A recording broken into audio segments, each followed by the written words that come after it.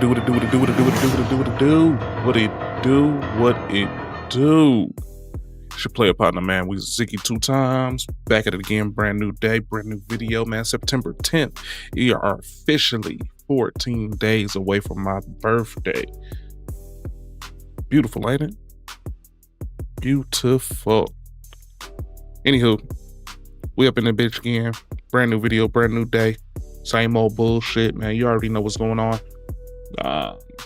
Back to the dating content. We got a little bit of that mixed bag content. I ain't gonna flex to you.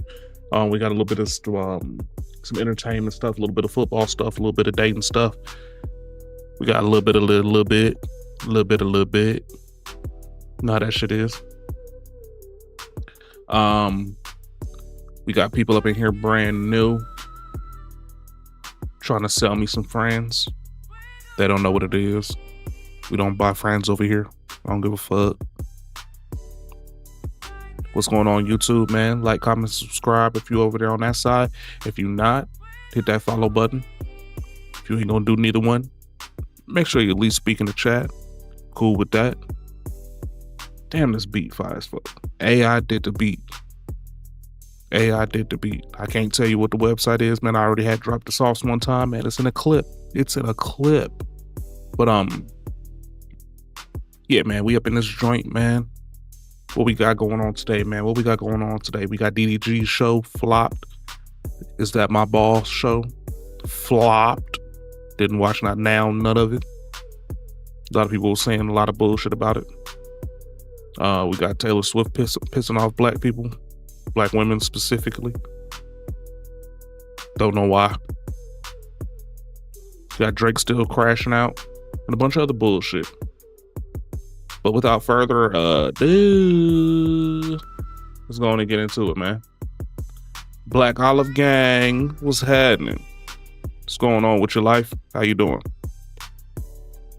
Other print-on-demand platforms claim to support creators. Get that ad up out of here.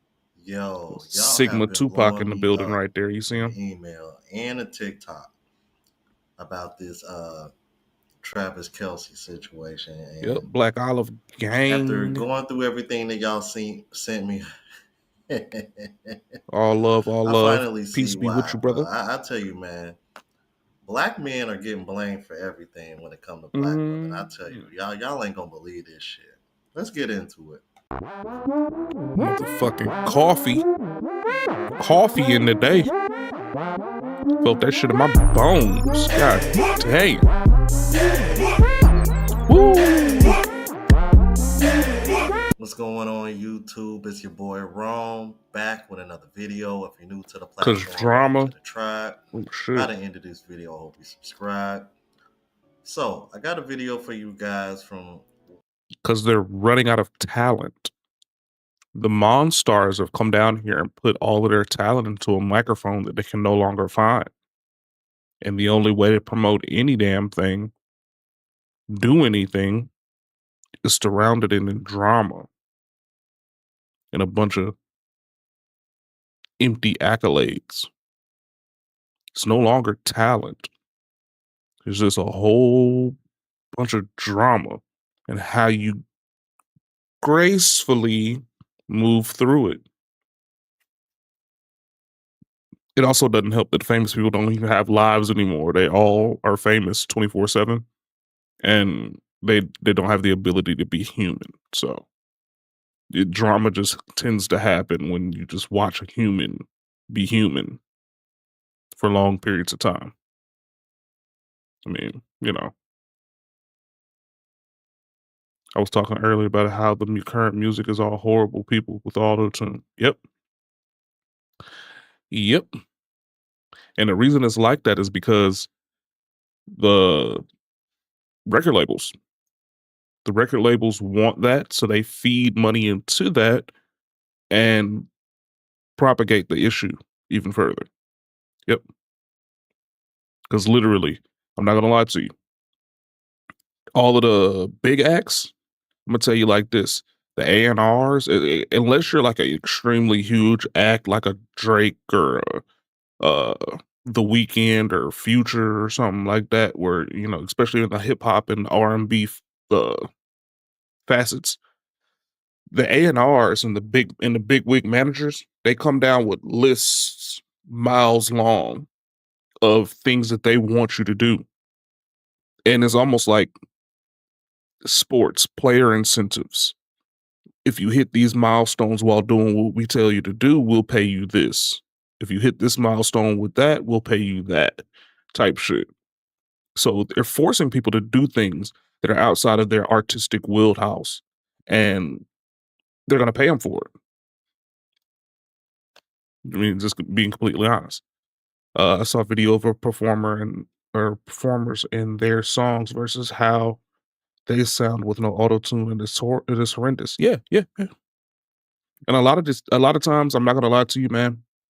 The real unsung heroes for a lot of your favorite songs, and that's auto tune, no auto tune, um, you know, all of that shit. Anything that you hear in comparison to a live performance, a lot of times, thank your sound engineers. They need to put more credits for sound engineers because they make these songs a lot better than they are. Just gonna be honest. But just in general, they can't sing at all. Yep, it's terrible. But that's the issue nowadays. Back in the days, there used to be people that write songs, and there used to be people that sing songs. Um, for example, like Chris Brown and Beyonce, they're performers. They're gonna dance, they're gonna sing, they're gonna sound awesome, auto tune on or off, but they can't write for shit. I mean, every once in a while, you'll get Beyonce to write a fly ass song. You'll get Chris Brown to write a fly ass song. But most of the time, the people with the really good writing that make the best songs can't sing a lick. The issue is that they don't properly credit these people. So then they eventually find a reason to say, well, fuck all this background work. Let me go make a name for myself. And then you get a whole bunch of people like The Dream from the mid 2000s. Um I Love Your Girl and all of those songs like that where motherfucker can't sing at all. Terrible. But he made millions because the songs were good even though he couldn't sing. Yeah. Yeah, we got a lot of people just popping up out of the work like that. Or like Drake's writer, Quentin Miller. He just dropped an album with gangbusters. I'm talking about great songwriting, great material, good song composition, everything phonetically right with a song was down pat. But his voice sounds like ass. You don't want to hear him rapping. I mean, it sound cool. I mean, everything he was saying was cool sounding. Structurally, the song structurally is sound. It's good. But don't nobody want to hear his voice. I want to hear Quentin Miller with Drake lyrics. I mean, we know he wrote for Drake for like 10 years, but I mean, it's like, do I really want to hear him say this or do I want to hear Drake say this? I'd rather hear Drake say this, and I don't even like Drake. Yeah, yeah. He's been trying ever since Kendrick Lamar called him out for, you know, having ghostwriters, and he said it's a 1v20 if I gotta fight your writers too or whatever he said in the song. He's been actively trying to get back into his Brighton bag, which he was never big on ever since the very, very beginning with what was that? So Far Gone was the last time I think he actually had no writing credits besides his own name in the songs in a long time. So, you know, that was damn near, what is that? What was that, 2007? He's about to be going on 20 years of not writing his own music. And if he does, it's like very seldom. But no, I think the thing with Drake is that he's trying to appeal to young folks, but you're 38. Like, make music for niggas that's 38. You don't hear Rick Ross making songs with NBA young boy or trying to compete with him in any sense of the matter. You don't hear Jay-Z out here making songs for people in their 20s. Why is Drake doing it and he's damn near busting 40? Like, that's what I think is wrong with Drake. He's just trying to capture that 20s-ish vibe, but you're so far removed. I mean, that's why he's hanging out with fucking Aiden Ross and shit. Weird ass.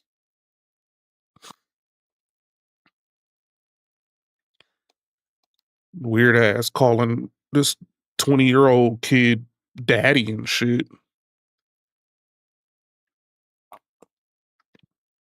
I just think Drake is out of touch and it's starting to show.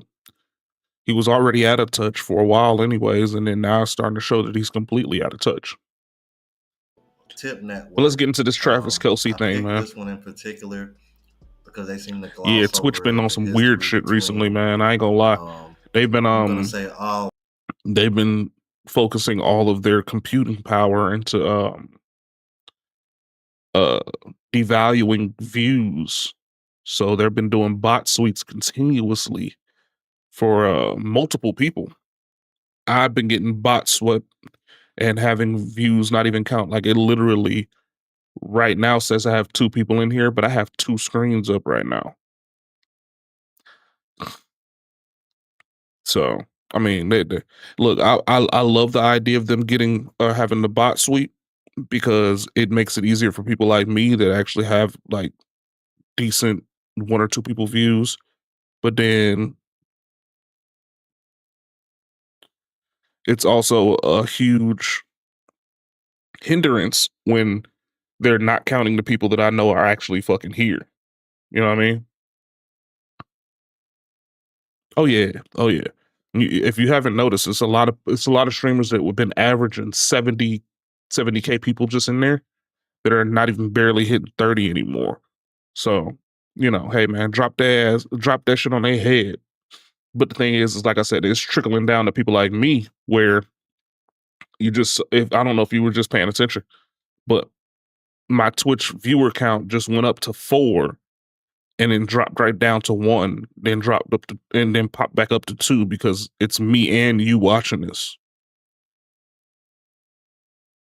How would it ever drop to 1?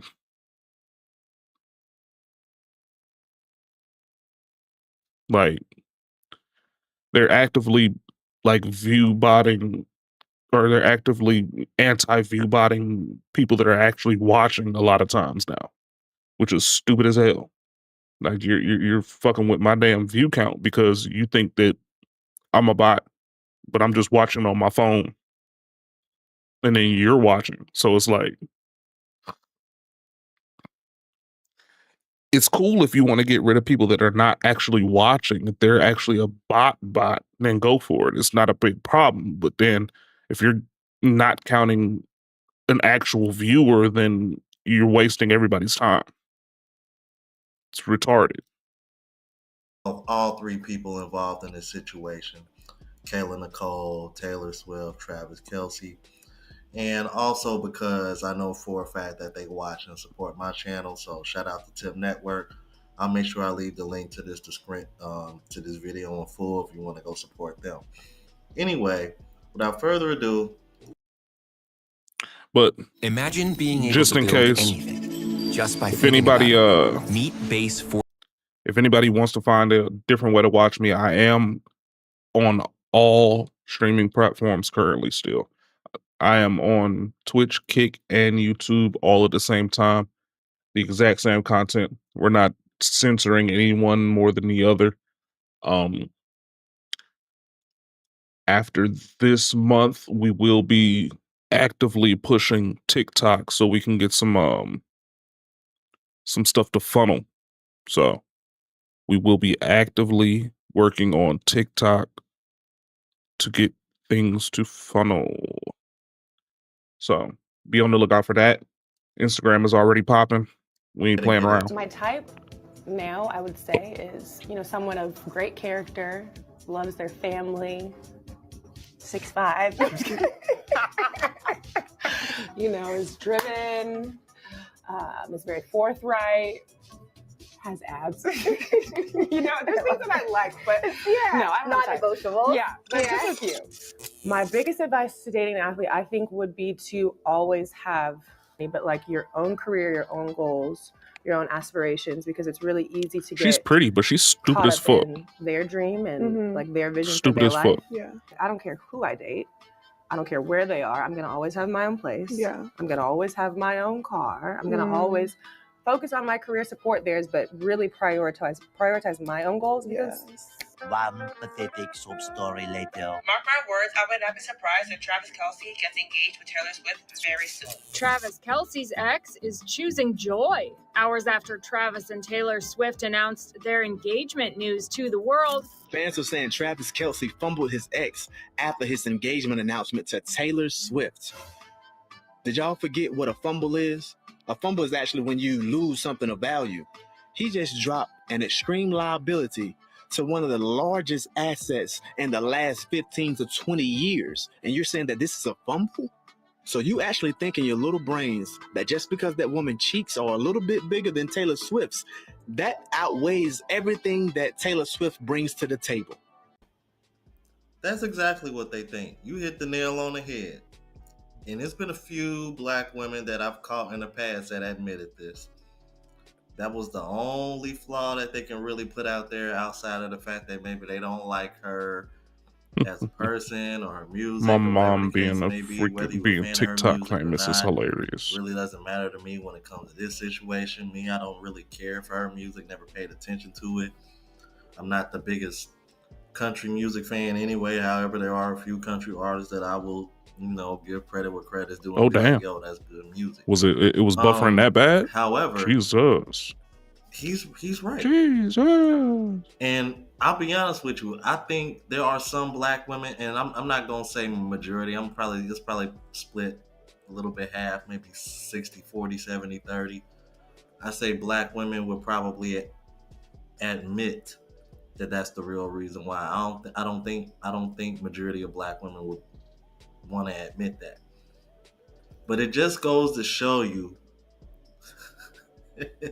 it's just sad because we're in an era where women sexualize themselves more than ever, but don't want to be sexualized.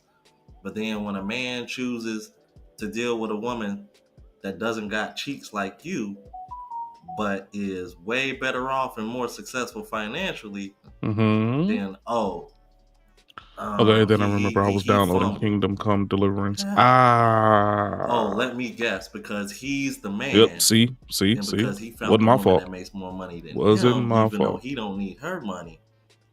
That's a fumble to y'all. You're not an idiot. You just forgot. Instead of dealing with a liability who doesn't even want to do 50-50 or cook and clean. Doesn't want to do 50-50, but she don't want to cook and clean either. That's a liability. He left a liability for an asset. Simple as that. It ain't even about race. Compared to a woman who's actually selfish and think it's brag-worthy to say, Yeah, I love that. does it look like I do 50-50? Yeah, do I look like anybody that would split anything? So you guys broke up at that point because Yeah. This is the question. If they do it for you specifically, then that's the bee's knees, man. I ain't even gonna lie. If they do it for you, and that's your situation, hey, be up in here flashing me all damn day. I literally just reposted that on something on my Facebook about that. Shorty was like, every time he did something, it was like no words to it, obviously, but it was like, dude in the house, she's a stay-at-home chick. She had a little robe on or whatever like that. But every time he did anything in the house, as far as like a chore or something like that, she was flashing him. Just tits out. And he was just like, you know how much a woman could bend a man's mental and physical everything to their whim if all they did was sent a man like a 5-picture collage every other day, and show woman shaking her ass or flashing you or something. You know what I'm saying? Like, you know how much harder I would just work just because I know if I'm doing everything right, my girl gonna send me like for your eyes only folder into my text messages or something. And every time I get a text, I'm like, ooh, I wonder what she sent me today. Type shit. Come on.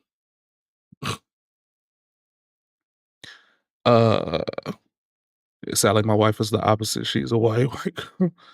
Like not religious, but act like a good Christian girl. I hate it, to be honest. Oh Lord. Don't hate it, because I guarantee you, if you dislike it now, God is going to show you why you should have liked it in the first place. He gonna flip that motherfucking book right upside down, and the next chick you talk to is gonna be the complete opposite, and she's gonna be a slower for everybody. I look Complete like I would go dump 50-50 truck on dumpster this. fire. No. As if her presence alone should be enough to satisfy any man. Saying to someone, does it look like I do 50-50? It just speaks loud and clear that you are for sale. And yes, you will have some buyers out there. But trust me, 99% of the time, they know what you are. They know it's for sale, and they can afford it. But they only doing it for a temporary thrill. His ex, Kayla Nicole, takes to the gram with a cryptic message about happiness. The YouTuber reposts an interview clip from actress Tracee Ellis Ross. I work at it. I think joy is different from happiness. I feel like happiness is something you can get at 7-Eleven, and joy is something that you earn and work for and takes practice. I feel like joy has legs. I feel like joy has feet. I feel like joy has roots. I feel like joy creates space and allows room for more than just a good day. I think joy is an attitude. I think joy is a perspective. The fuck is And she I think talking joy about? is a lens through which I live and look at my life. Kayla writes over the clip, Oh, yeah, read yeah. about this If you very got it locked in, concept man, you just years gotta ago mold her in a again. book called That's all. Choose Joy Because Happiness Isn't Enough, adding I aspire. So good. I'm glad that you said. My doctor told me I needed to eat healthier to lower my A1C and naturally boost my GLP-1. I didn't know where to start until I found Hungry Root. Hungry Root makes healthy eating The fuck shockingly is simple. this? That, Caleb. Because basically this cryptic post means you're on the same road as Tracee Ellis Ross, as Tia Mowry. Please get a ticket and get in line over there with them. You lost. This is how people who lose talk. Let's shift the goalposts. Well, I'm happy still. Are you happy? Nope. You got beat fair and square by Taylor Swift from the man that you used to have. He upgraded. He not thinking about you. His life is going to be tremendously better. And at the same time, you can't get nobody. You lose. But you know what she's really upset over? She's upset over the fact that everybody saw this coming except for her. Everyone saw that this was going to happen. Man, what? And everyone saw that this was going to occur except for her. Just be doing shit. This is just the way be she doing thought shit. it was going to be. At least the way she thought it should be. You take a look at her face. You take a look at her. That is genuine admiration. Right. Oh, she's looking up to him. She's like, this Boosting is my it. AG1 in my BFL. Arrived. My ship has come We're gonna this pulsate this random estrogenical genome inside of your body to get rid of your boobs. Genuine We're gonna boost your libido by this random root that we found 1,000 years ago that didn't do this 1,000 years ago to anybody. He went from a woman, that models to a goddamn billionaire. Okay, a billionaire. Okay, regardless if you Do you want your libido supercharged? She's worth $1 billion. Drink this random drink that we made in a lab. Travis, it makes your butthole sweat. Don't get me wrong. She had this. She gave him all the swag. Everybody was loving the way Travis looked when he was with her. Now he looked like Lieutenant Dan, and all the Swifties love him. Okay, it is what it is. You know what I'm saying? You gotta but he ain't fumble.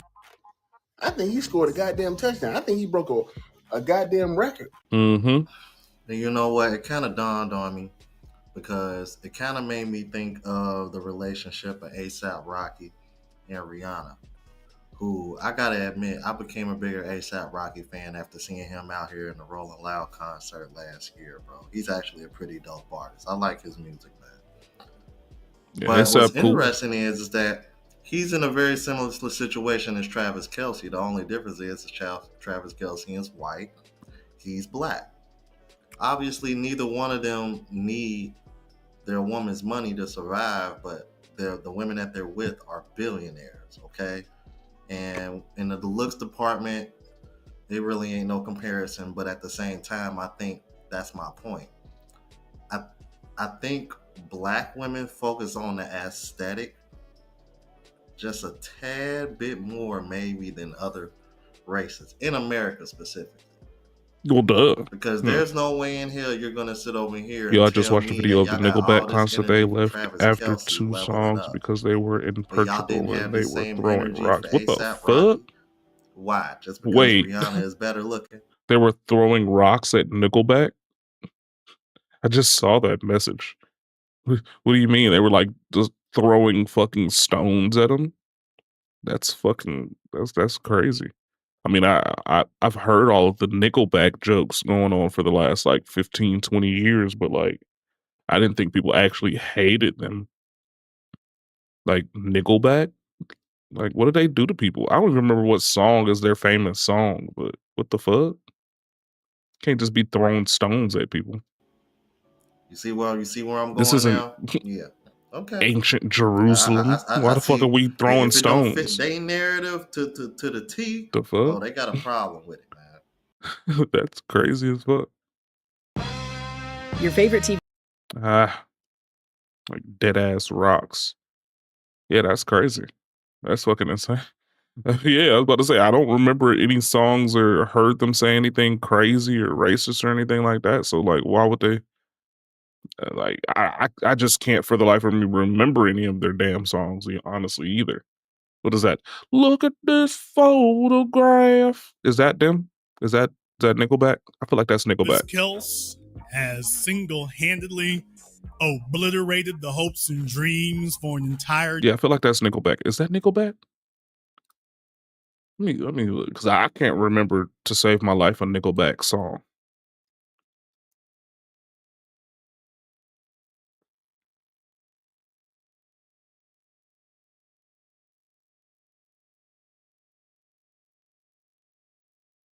I can't remember a Nickelback song at all. I don't want to play it because it's like instant strike.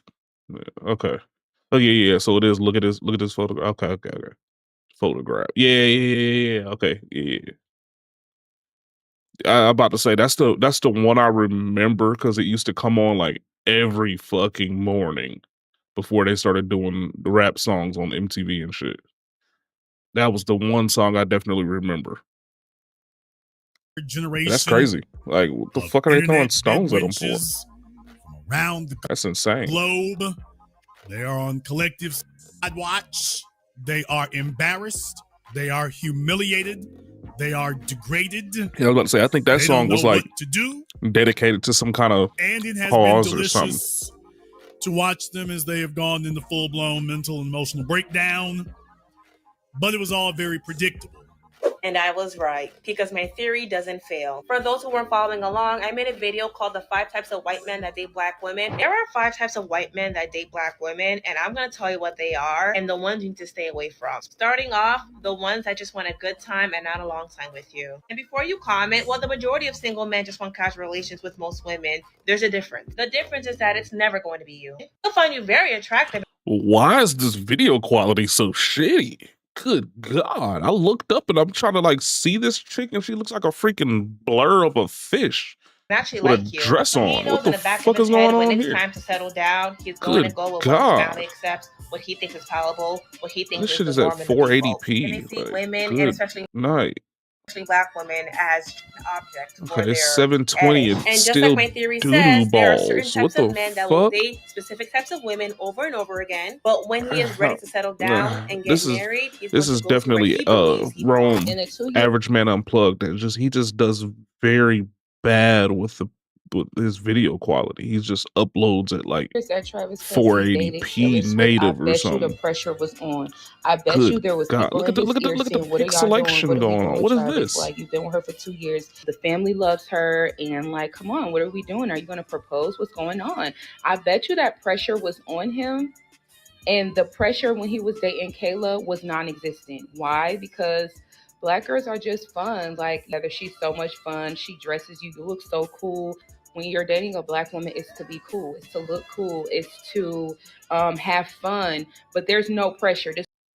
They're saying all of this stuff like it's pressure from the family to get married in the white community over the Black community. And I don't believe that, because every relationship I've ever been in, her parents were pressuring me to propose or get married. That's not the truth. It's not a one versus the other situation. No. If you come into it with a mentality that you're going to be a partner, you're going to be left in a partner situation for the rest of your life. You need to come in with wifely attitude and attributes to be able to become a wife. And that's the part that a lot of Black women are missing out on. They're too busy trying to tell you what they ain't gonna do versus what they are gonna do.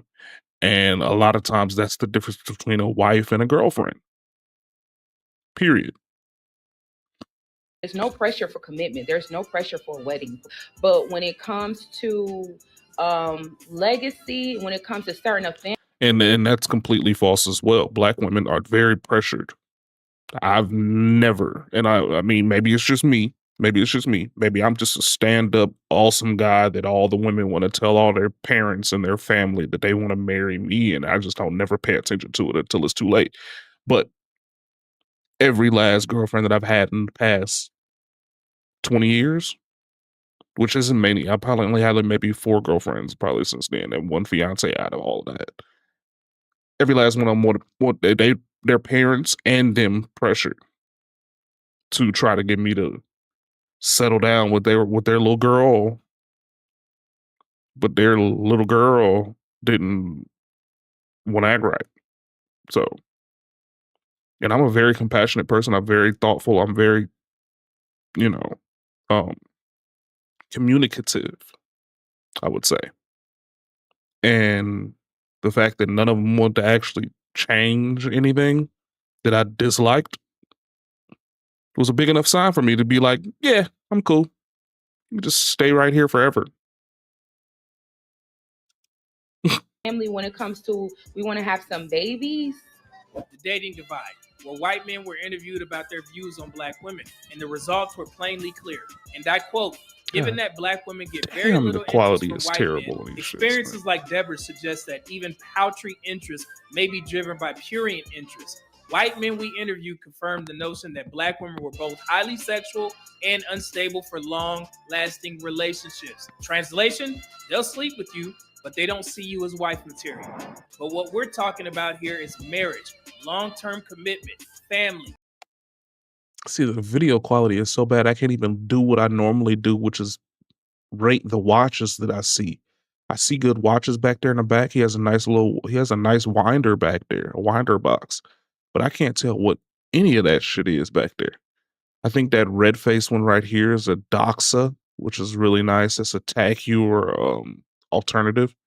But everything else I can't even tell. Like, I can't even tell what's on his wrist right now because the fucking video Legacy. quality is so And the bad. truth Rome, is, most do something with this non-Black video men are quality, not bro. selecting Black This women video as quality wives, is period. atrocious. So if you're a Black woman who truly wants to marry a white man and not just weaponize his hypothetical existence to insult Black men, then you have to ask, what kind of woman do white men actually marry? Mhm. What values do they want? Mhm. How are we showing up in the market? Culturally, emotionally, behaviorally? And does it align with what those men are looking for? This isn't an insult, it's a wake-up call. If you're a Black woman who wants to marry outside your race, do it. Nobody's stopping you. No one's policing your love. The question isn't, why aren't Black men stepping up? The real question is, why aren't white men stepping forward? Style starts with the D. Nope. You're not getting me, YouTube, with all of these random ass ads that you want to copyright warn me for later on. No, you're not getting me like that. For the God exact reason damn, look that at you this said in those quality, studies, man. Medium Man, because I'm starting to those men believe it's see not his black men camera. as It might just be his highly computer, and he's not seeing not how good for long shitty the term. quality is that he's putting out. Yeah. That's gotta Those be were what it white is, man. men's Because it's words. like, good God, dude. Well, excuse me, non-black men, but I said white man because it's in reference to Travis Kelce. Like, I got a And camera from also a few 2005, stereotypes that black women have earned over a the years, but webcam we're not going to go down that that looks way better since than we beat this. a dead horse. And I find it funny how they keep talking about kids and marriage and the fact that he was with her for 6 years. From the way she talks, what makes you think that she probably even wanted to get married? What makes you think that she even wants kids? She even said so herself that she's focused on her career and stuff. Like, yeah, I'm support you, but I'm gonna make sure I got my own. Okay, and then you're also gonna see later on in this video to prove my point even further, because she kept bumping her gums because she in her feelings. But I don't want to jump too far ahead. Let's keep it moving. Greetings, you polite savages, and welcome to another Tip Talk. You want answers? I think I'm entitled. You want answers? I want the truth! You can't handle the truth! Ladies, gentlemen, and polite savages, we are now about to embark on a journey sure to anger feminists and modern women alike. The only thing we can do is guarantee to tell you the truth, the whole truth, and nothing but the truth as we see it. So there's nothing else left to do but get on into it. Are you ready? Let's go. Well, you polite savages, sometimes reality smacks you dead in the face. I don't know where I put it You at. can wait in line for 5 years. You can wait patiently. Oh, you can sit there and say you don't go 50-50. You don't do this, you don't do that. And you can be a baddie. You could change a person's aura. He could change and mold himself to the image that you wanted him. When it all comes down to it, man, when the rubber hits the road, you have to understand that what you valued and you thought you brought to him did not necessarily equal the equity that you believed it did. So basically, it comes down to this. You thought that you were stepping him up and giving him that swag and that image. But what you fail to understand is a lot of people don't care about that. What a lot of folks care about is longevity, feasibility, and agreeableness. Do you possess those qualities, ma'am? David Justice, who is a former MLB player and just so happens to also be the ex-husband, Holly Berry.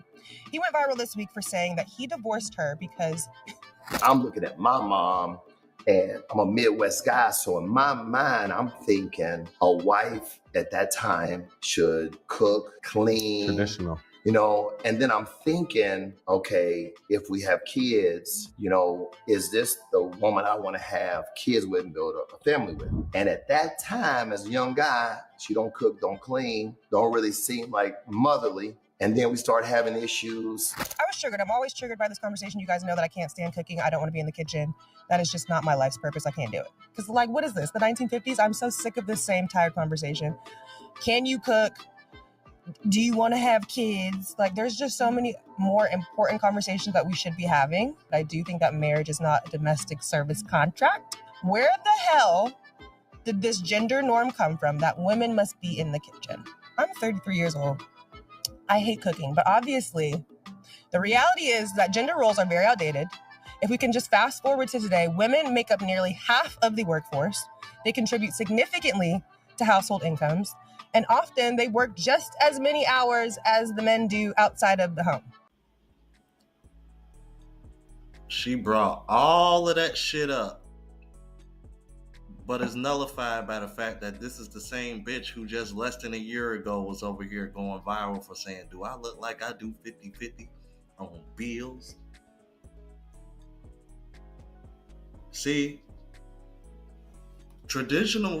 ain't it funny how traditional gender roles are outdated to women like this outside of men paying for everything? I tell you, bro, this is like mass level manipulation, bro. And I only say that because I know she got an audience. But damn, bro, like, for real? You really just sat up there and spat out all that shit that men in these spaces say all the fucking time and why y'all should be going 50-50. But you gonna sit over here and turn around and say all that shit to try to justify your argument when you're the same person that doesn't even want to go 50-50. Please explain to me how that makes sense. With YouTube Music Premium, listen ad-free, offline, and in the background. Plus, download podcasts for on-the-go listening. Try 1 month free. Don't worry, I'll wait. The cooking, the cleaning, the motherly behavior, we gotta let it go. And I think that the reality is the underlying point in all of this is that it's a tool that's used to shame women, to hinder women, to control women, and we're sick of it. We already seen you reacting to the David Justice Holly Berry clip, ma'am. Do you think this is the ideal way that a man with status, a man with value, a professional athlete, somebody who literally plans on conquering the world wants his lady to react to situations, ma'am? You see, a lot of times you don't understand. You need to get on his program and not be on your program. But too many of the sisterhood thinks that their program is the only program. Oh, you should see the sisterhood twisting it and spinning it. When he was with her, oh, he had the glow up. He had the black girlfriend effect. But when he went with the white girl, it was racism. Travis Kelce proposing to Taylor Swift is a prime example of how Black women are constantly overlooked when it comes to commitment, longevity, proposals, weddings, and these men choosing us. Prior to Taylor Swift, Kelce dated Kayla, who was a Black woman, for over 6 years. And that wasn't enough time for him to realize he wanted to be with her, to build a legacy, to propose, to commit. But 2 years was enough. How is a girl not your type if you're with her for 6 years? I think it's truly one of the most heartbreaking and shattering things to see the guy you dated for many years expecting marriage out of, to within like less than a couple of years of dating, marry and like engage that woman. People are being used as puppets and proxies, and Kayla Nicole was Exhibit A. You see, Kayla Nicole was perfectly fine when, for that 5 years she was with Travis Kelce. She was perfectly fine with it, but she didn't see and she didn't know what we know. Now she's extra salty because Travis, after 5 years with her, the ride is over and he's chosen the woman he really wants to be with. Kayla didn't understand that sometimes a man got to get something out of his system so he doesn't have to wonder what it was going to be like. And then he's going to go over here where there's responsibilities and he got to sacrifice things and so on and so forth. So. People are bringing race into this and saying that, well, you know, the white woman is a better option and he's leveled up, and trying to find all these issues with her just because Travis is now dating Taylor. But everybody's just drawing these conclusions just because. Get out of here. It can be great that Travis and Taylor are together. Awesome. Good for them. Why do you have to bring Kayla into it?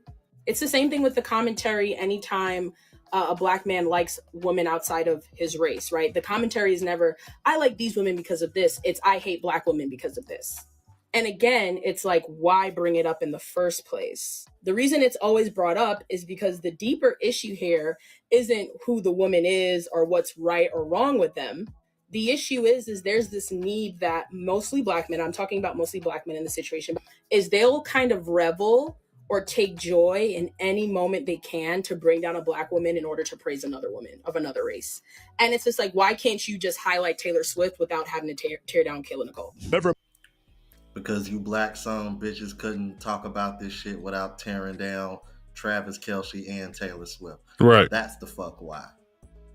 That's why. That's Black why. men see the hypocrisy and you pissed off that they calling the shit out. Fuck out of here, bro. Mind that he left the upper middle class for a billionaire. Hell, what do you expect? We got to be intellectually honest when we're having these discussions. You have to not just run to the lowest common denominator, because to the bottom we're always rushing. We have to understand the situation and what it really is. He left her for a billionaire, and 90% of the dudes out there would do the same damn thing. Because when it comes down to it, everybody doesn't value the same thing. Some people value longevity, attitude, you dig, the ability to easily not make a fool out of themselves in public by saying stupid things that everybody's going to react to. Or maybe when it came down to it, he just didn't mess with you, and you were good for a romp in the hay to sow his wild oats, but couldn't see a future with you. So it's kind of like he chose mayonnaise over hot sauce, pumpkin over sweet potato. He got raisins in his coleslaw, Olives in his potato salad. Raisins But one in his thing he ain't got is coleslaw. someone who refuses to put in her fair share with some poor ass spending habits. 99.5% of white men are still marrying women who are not black. That's not systemic racism. That's Oh, what you market got? What you behavior. got? If black women want to marry more, period, About whether to say it's something black borderline men, that white I'm men, probably or not gonna anyone like. else, I'm just like, then the question becomes, what needs to change for you? look, I'm gonna tell you the dead ass truth. Black men don't either. That's why they're all in a tizzy all of a sudden because we're not doing anything for their ass. We don't either. Dead ass. None of my. Hey, look. Hand to the Lord.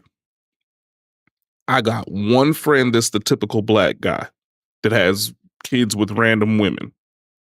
All the rest of my friends are single as fuck with no kids like me because they cannot deal with these women out here, or they're married with kids. 1 out of 10.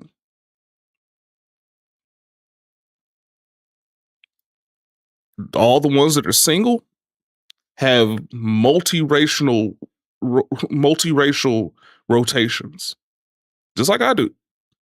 I'm not just sitting around here settling for with old attitudey ass, bitchy ass chick that's coming up to me just because she's black. I'm not dealing with that shit. I got certain standards, rules, and regulations to keep my life going like I like it. I got a chick right now that I would consider a 10 out of 10. She is a fucking brat. And I don't pay her no attention no more. I might 2 or 3 days out the week, maybe, tops. You gonna get some attention from out of me. But as soon as that bratty attitude shit come out, you're at the back of the line, baby. Because there's chicks out here that are 7s that act like I'm a 10. You think I'm gonna trade that for somebody that wants to be bratty just because you look good? I mean, don't get me wrong, boy. That Cuda cat, boy. I can whisper in her ear, and that shit start tripping and throbbing. Oh my god! Just thinking about that shit made me, man. Hey, I know I got faults. I smoke way too much weed. I got a beer belly. I'm lazy as shit when it comes down to things outside of the house. And I am completely happy with the slow grind. Everything I want to work hard as fuck for it. I don't want no shortcuts. Because shortcuts end up being fast uproots. Women ain't down for that shit no more. So that 10 be getting bratty as a motherfucker when shit don't go her way. That bitch called me at like 1 o'clock in the morning the other day, talking about some, I just wish you would pick me up and take me to go get tacos with onions and cilantro, a steak taco with onions and cilantro, and fuck the shit out of me. And I'm like, okay, 2 of these things sound like something that's doable. Where the fuck am I gonna get steak tacos? Authentic steak tacos at 1 o'clock in the morning. Where? I literally said, hey, that sounds cool, but where would I get steak tacos at 1 o'clock in the morning? I'm not even off work yet, so it's gonna probably be like 1:45 by the time I actually get off and get to you to even do half. Where is this gonna happen? I don't know. You need to figure it out. You're the man, right? Whoa, hold on, whoa. Get to the back of the line. Because this other chick got the steaks at the house, tortillas, cilantro, and onions, and she's talking about doing the same thing, but she gonna bring it here and cook it. Think I'm finna settle for you bitching about the fact that I can't go buy it for you? The fuck out of here. Yeah. That is not a wild take at all. Nobody likes it. That's why they're the most unmarried and the most unhappy.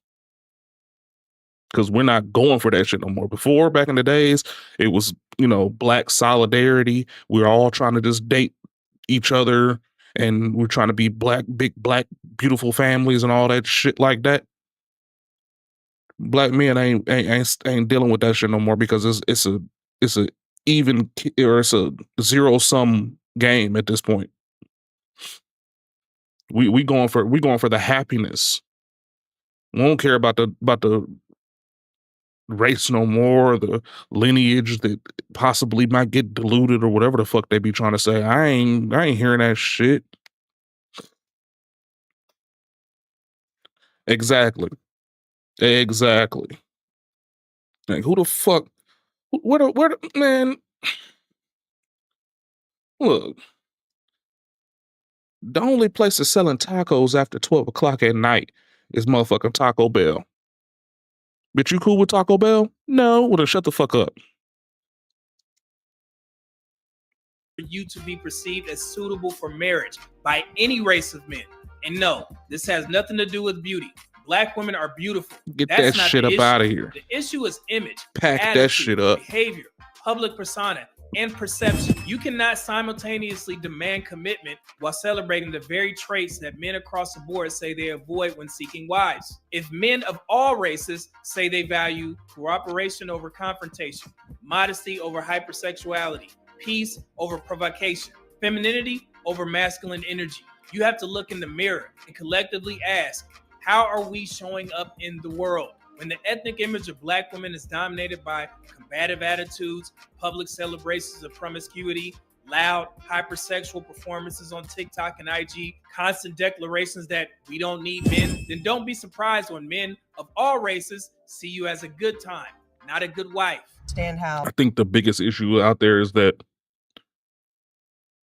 yeah, she got a problem with a Taco Bell. She crazy. Man, I will fuck some Taco Bell up happily. And I can buy 1,000 burritos at one damn time at any given time. Do you think I'm finna go out my way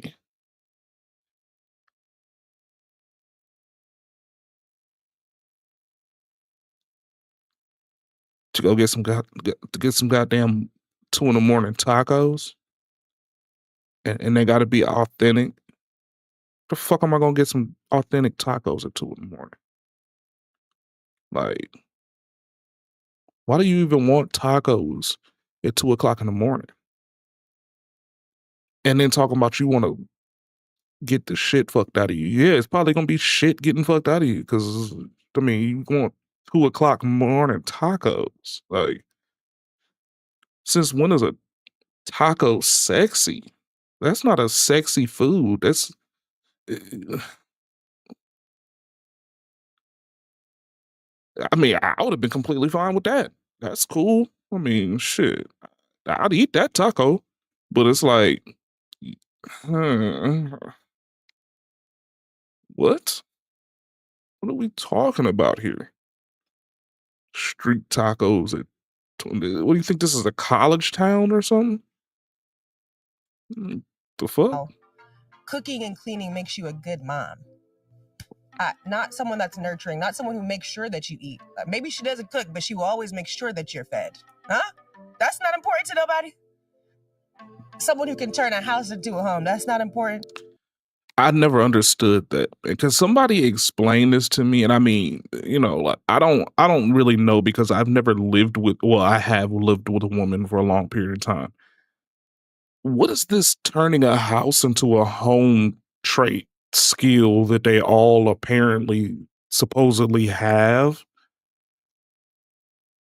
Like, my house feels pretty homey to me. And I ain't had no woman coming up in here besides my mom or my cousin to come lay on the couch every blue moon and watch my fucking projector. Like, see, that's the part that rubs me weird because it's like, I don't want live, laugh, love all on my fucking walls. Like, I'm gonna keep my sports memorabilia to my room, Yeah, look at that weird ass shit. Look at this girly, frilly, diddly dudes and shit for no reason. I mean, I got a grass wall. All the bitches take pictures on my grass wall when I come in here, when they come in here. But I mean, like, straight up, I got a, uh, uh, and this is a really cool thing. I ain't gonna flex. Every time somebody comes on my crib, the grass wall is number one. Then number two is I have an old blueprint, an architectural blueprint of the city. The shit's like fucking huge. It's like 72 by 56 or something like that on the wall. And it's like I could literally point exactly on the map where my house is. So it's like, I think that's cool as hell. And whenever somebody asks me, well, what the fuck is this big ass map? And they're like, I'm like, oh, this is a map of a blueprint of the city from like the 1800s. And they're like, what? I was like, yeah, it's an actual blueprint from, they redid the map or whatever, and this was actually in town hall and shit like that. It has fucking history, and you can point exactly on the map where my house is. And it's like, yo, that's dope as fuck. But they don't think it's cool when they first see it. You know what I'm saying? It's like, oh, okay, whatever. Of course, I got a $5,000 couch over here too. So it's like, bitch, shut up. Get on the couch. We'll watch movies. Yeah, I keep it cold in here with expensive blankets. Get under a blanket. Have a good time. Exactly. Like that's my house, bitch. Railing her from the back. When at my house, you know where you at? Ponytail in hand, wrapped up like a fucking.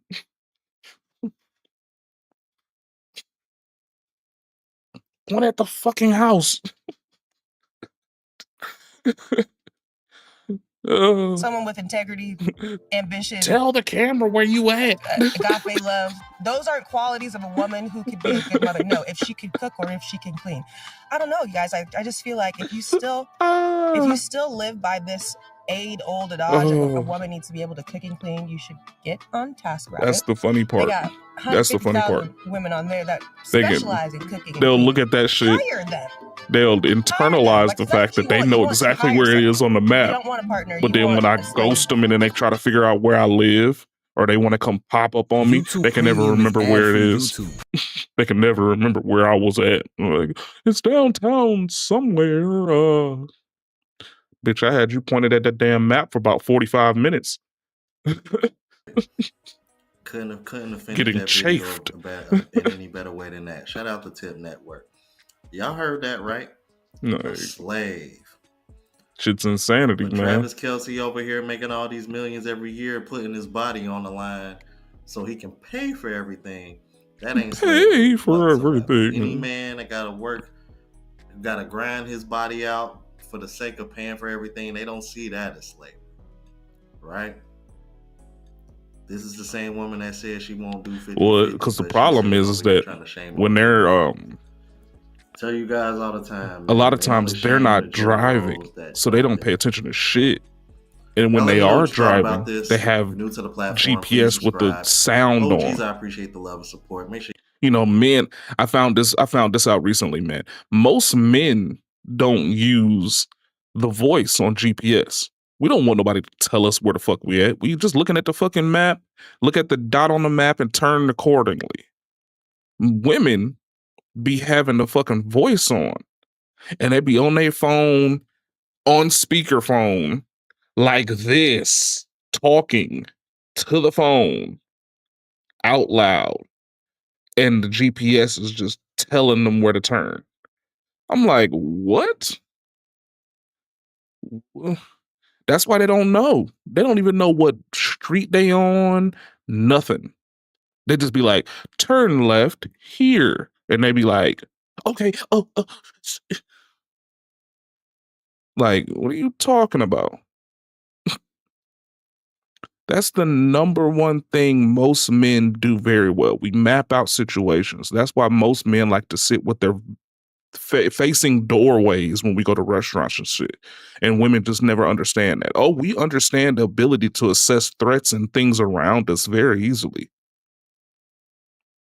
And they will literally just sit here and act like they don't know what's going on. They just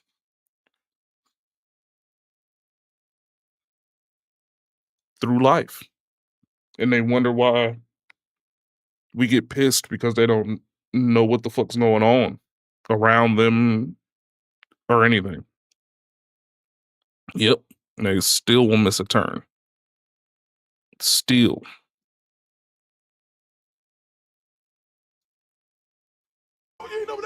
Still missed a turn. Our next prompt is gender roles exist for a reason and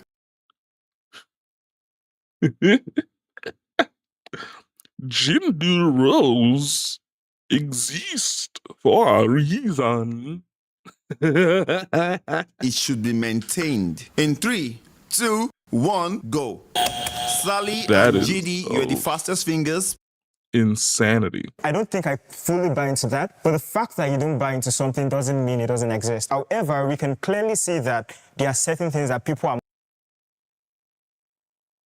I just wanted to pause it real quick to look at her shape of her boobs. more predisposed to do than the others. Based on what? I mean, Based on give me an what? example. Cooking. Predisposed to who?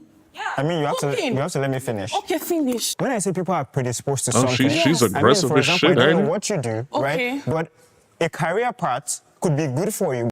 You can already tell she's not even listening to actually absorb and react. She's just listening till he can finish so she can say whatever the fuck she wanted to say already. This is terrible.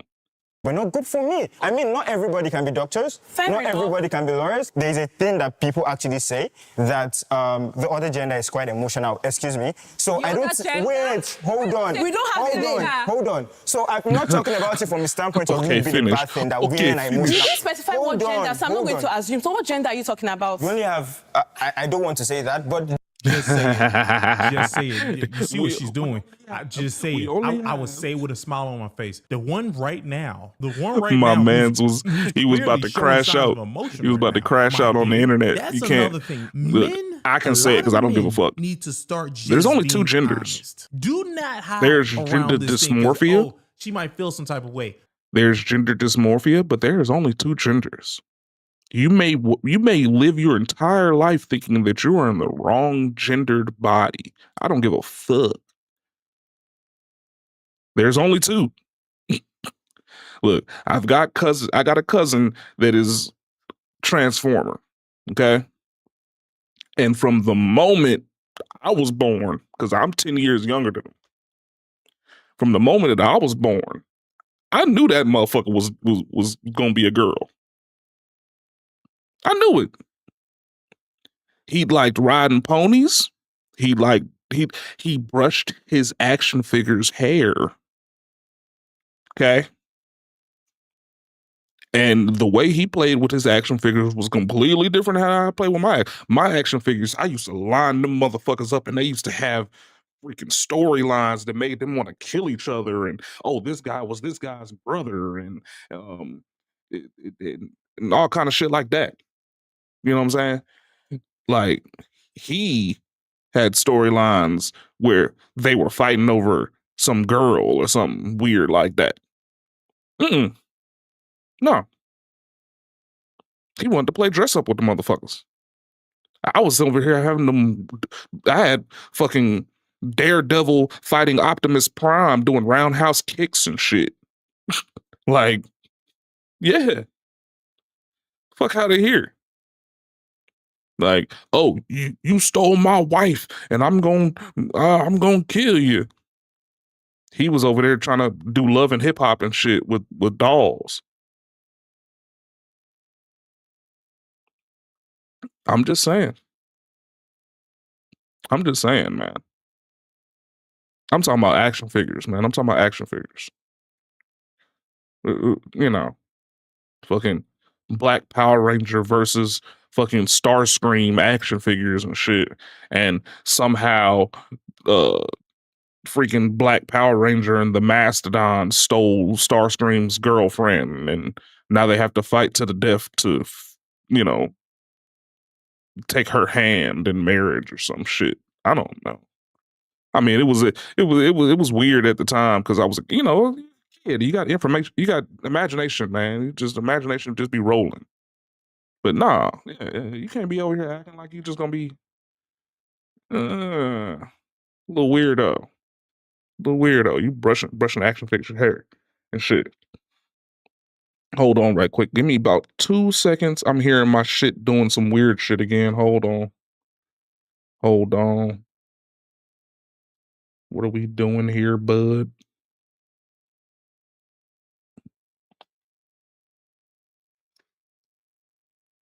Yeah. Oh. Don't do all that. Do not do all that. Yeah. All right. There we go. We feeling a little bit better. But She's yeah, gonna feel some type of way I no mean, matter what, sir. They're two genders, but them motherfuckers was saying,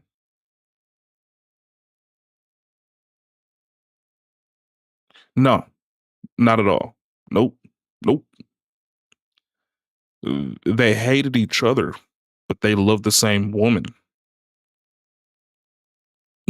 And they fought to the death over that.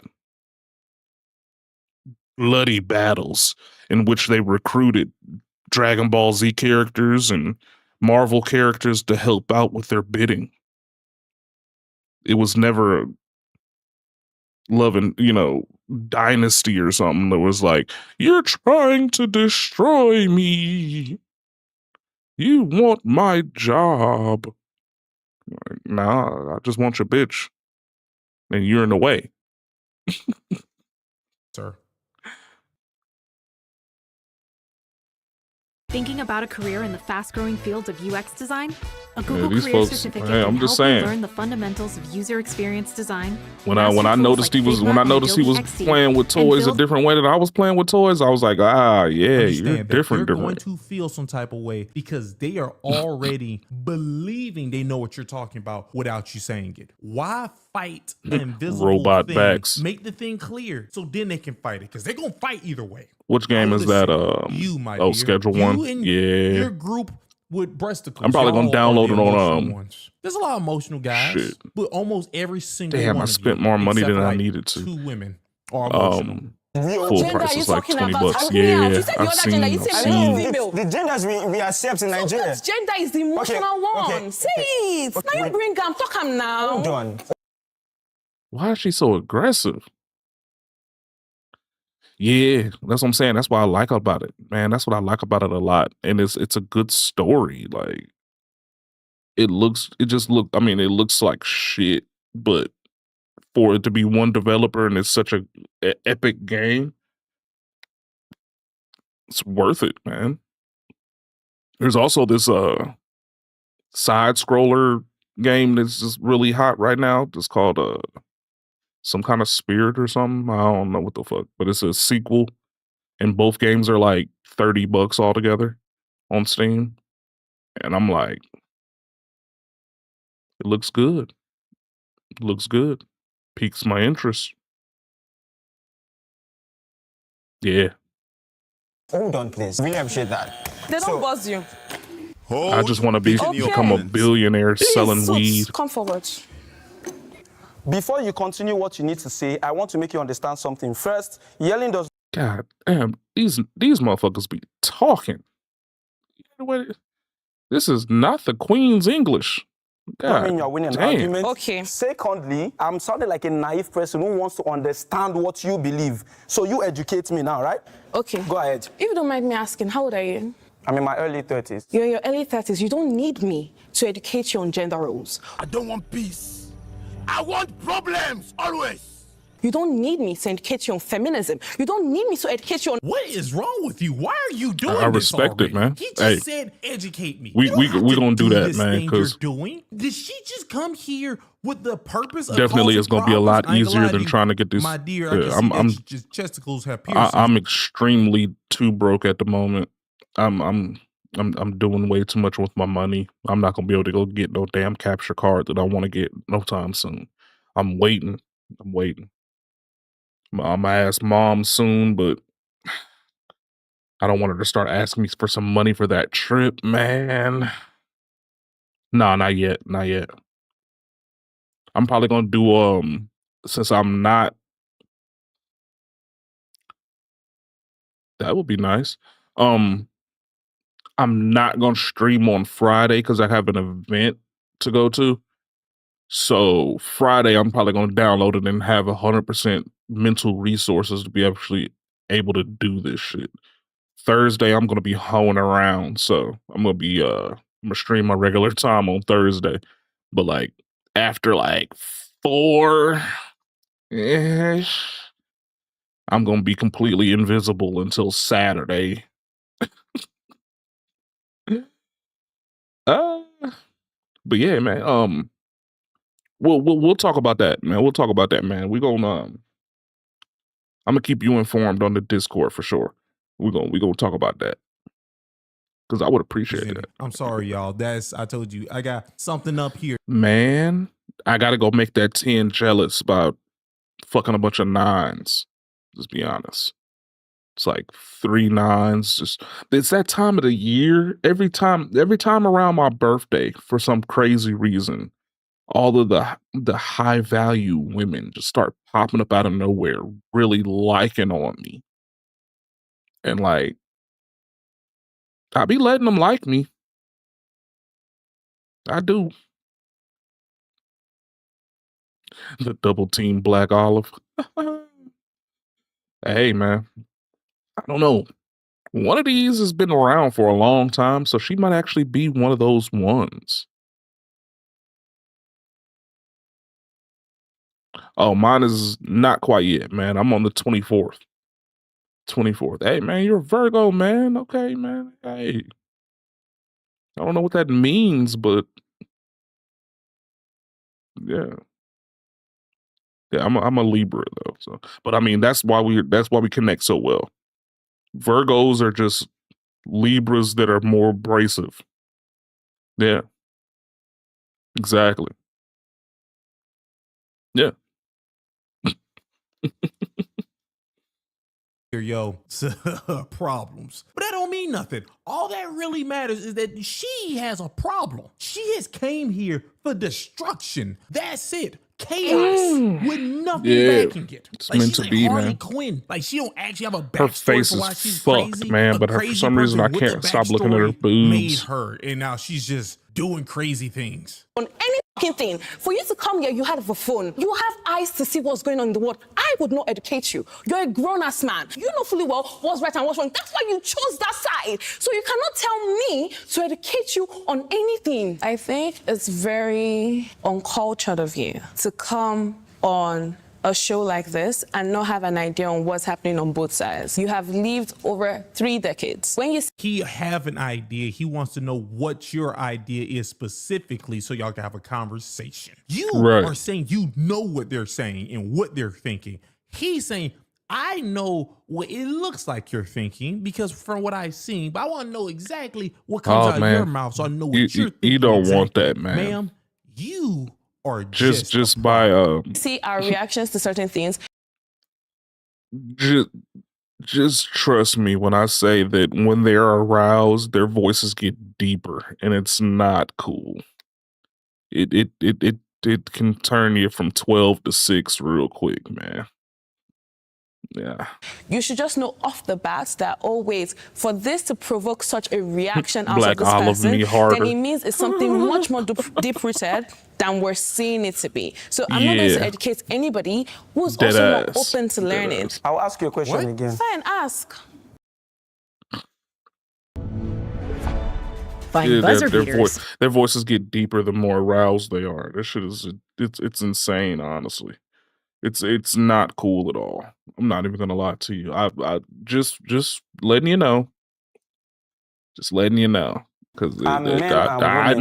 That's not the prompts. I'm going to ask you a question going by the It's prompt. one of the reasons I don't deal with Africans. See, if you don't answer, they will boss you out. Another person go enter. Look at that, look at that, look at that, look at You that. know Look at hard. that, You look don't at show this, that look at this, look one, at this, look at please. this. So going by the prompt, gender roles. So let me ask you, what is your perception of gender roles?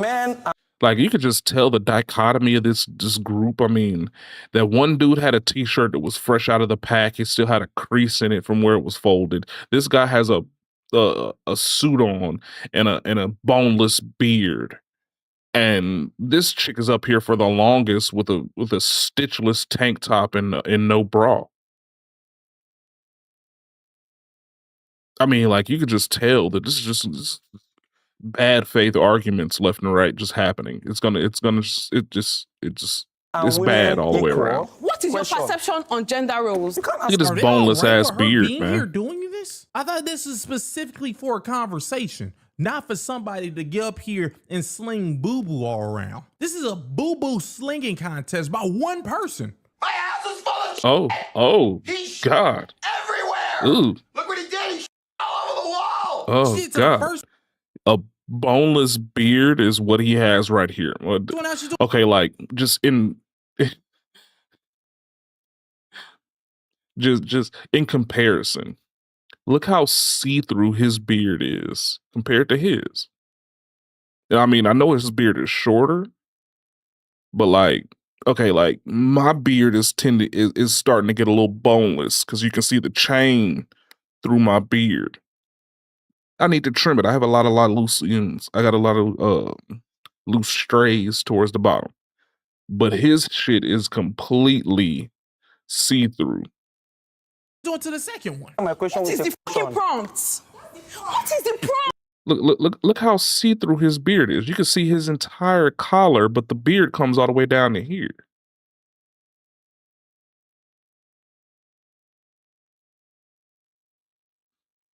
Yeah. You're supposed to trim, like, okay, so what you're supposed to do is like once it gets to a certain length, it's going to start getting to a point where you have long strands that really don't fit into the rest of it. So what you got to do is trim those random ass loose strands so it keeps the fullness. But it can keep growing, but it just needs to grow evenly. That way it doesn't have this boneless look to it. So you can't just completely see through it. Like his shit is completely fucking see-through in there. Like I can see where his chin starts because his beard is just so loose and straggly. He's not taking care of the skin up under that motherfucker. Yeah, exactly. I mean, you ain't gonna have that problem. It's I've seen like white guys with that problem too, but like a lot of times it's just because you got straight hairs and curly hairs just mixed all in at one time, man, and your shit just looks a little weird. I mean, look how his shit is deep and thick. That sounded so gay. Damn, that sounded so gay. But you see how it's not very transparent up in there. You can't see T-shirt and his chin through the damn chin hairs, but you can see his entire face under the chin hair, under the hairs. So either he got it straightened or he needs to get it trimmed or something so he can keep the fullness because it's not really doing what a beard's supposed to be doing. It's just there. You cannot bring a prompt from what you had before and change the entire prompt. What is Look at it. You can see where his chin starts and where his chin stops and his beard starts. Like, you're not supposed to be able to see that. prompt? Calm down, my darling. Let me tell you something. Wait. Stop it! Wait. Are you joking? Wait. Who's your darling? Let me tell you something. Please buzz me out. Are you joking? Who's your darling? You are triggered. That's okay. Who's your darling? Don't go there. Oh. You've been voted out by your teammates. Sally? Rudy Man, as a person, I think he's a bloody fool and a misogynist. Women should stay clear of him because he doesn't even see you as an individual. He sees you as a How would she property. know that? He How would she know that when she didn't ever let him speak? She didn't even let the man talk. How would she even know that? has the textbook appearance of a misogynist. And this is not me trying to stereotype. That's exactly what you just did. How you say he has the appearance of one and say you're not trying to stereotype that. That's what it is. Without even looks hearing like him at this all. thing, so now you're saying anybody who She looks didn't even like this thing, listen to you're him. going to treat them as... What is this thing? Am I the What? only one who acknowledges that for some reason, if a lady or if a sister has natural hair, I have to sister. be careful of her being a radical feminist. You don't just get natural in. Yeah, you can see like mine is getting a little like certain spots. You can see my chain through my beard. See how you can't see his chain through the beard. So that means I got some straggly shit going. I got a little boneless activity going on. All right person. There's a natural radical feminist. There's a natural likes women. I mean, my do beard is kind of things. unruly though. I ain't They gonna flex my hide. shit. They hide. They My took shit the appearance deep. of what I like. I got and about they made 4 it inches of beard under my chin.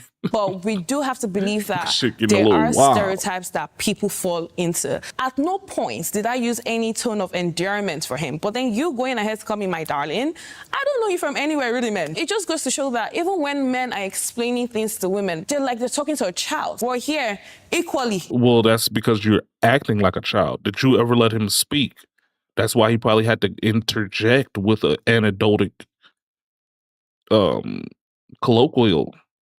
Oh, my darling, chill out. Oh, shorty, can you calm down so I can say something? He probably had to interject like that because there was no way that he can get in otherwise. Because you were just continuously going off on your own tangent, just feeling like whatever the fuck you was feeling like. Together. I asked a question you are not answering. Hey, please, you've left. Why is she being dramatic? I'm a woman, according to him. Okay, so gender roles do exist for a reason. Male energy is different from female energy. And This is so annoying. The one who's an anti-feminist have a wig on, but the one who's a feminist, a radical feminist, has natural hair. I'm so pissed. Starting a fashion brand shouldn't feel impossible. Other print-on-demand He ain't lying. It's completely confusing. they are predisposed to certain things. Now, what I do not agree with is they must be upheld. Different things work for different relationship dynamics. And that is one of the core issues I have with feminism, because it kind of shuts out every other opinion. Every other dissenting voice is just, you shout over them, it's not valid, and all of that. Now, some women do like to be trad wives. They want to stay home, they want to take care of their families, they want to do all of that. That is perfectly fine. There's absolutely no reason to label them pick-me's, regressing feminism, betrayal to womanhood. That is the rhetoric online a lot of the time. You see how she didn't interrupt her at all? She didn't interrupt her not one time, and she was saying exactly the same shit all the dudes were saying. That's crazy as hell. She might be gay. If you're really about choice, then you will acknowledge the fact that femininity exists on a spectrum. Before feminism came into play, there was no trad wife. You didn't have an option to be a career woman. Feminism fought against the very thing that happened, which is being a traditional wife or a stay-at-home wife. Now, they fought and won, yes. But you also have to admit the fact that there are certain choices that even you, with a very clear eye, you cannot say that this is the right choice for you. Now, I'm not against anyone choosing that. How can somebody else tell you that you're not making the right decision for you? Let me What? land. I am not against anybody choosing whatever works for them. That's crazy how you're able to control yourself when you're talking to another lady. Two guys Dog, back dog, to back. You dog. lost control, but somehow Dog. with her, you're just perfectly fine right now. It's like a character. She was like a caricature. And now look at her. But you also need to have a plan B. I would not see my sister choose to A be a plan housewife. B. And I would tell you, okay, I think this is the best choice for you. I'm coming. I let you speak without interrupting you. So please let me do just that. Thank you very much. Please, I'm not talking to you. Anyways, I would give my sister options. You want to be a housewife, but be a housewife that is not fully dependent on your husband. You have something to fall back on. You're not starting from the scratch. You are living your life for something. You're exchanging your life for something. Being a mother is not the biggest fulfillment in the world. You can be a mother. Who are you to say that about somebody that you don't know? Maybe that is. Maybe she just wants to be a complete 100% full-time mom, and that's what makes her happy. And then once she's done being a mom, she wants to go be a kindergarten teacher. Who knows? Maybe that's what makes her happy. The same way I would love to have kids, but I don't have any because I don't trust none of these damn women. But what I can do right now, and I love to do, is be a coach to little boys that will play football or play sports, run track, etc. I love coaching because I love teaching children. I love teaching, period. Just because that's my passion and that's what makes me happy doesn't mean I'm less than because you don't believe that that's something that would be valuable to you. That makes absolutely no sense at all.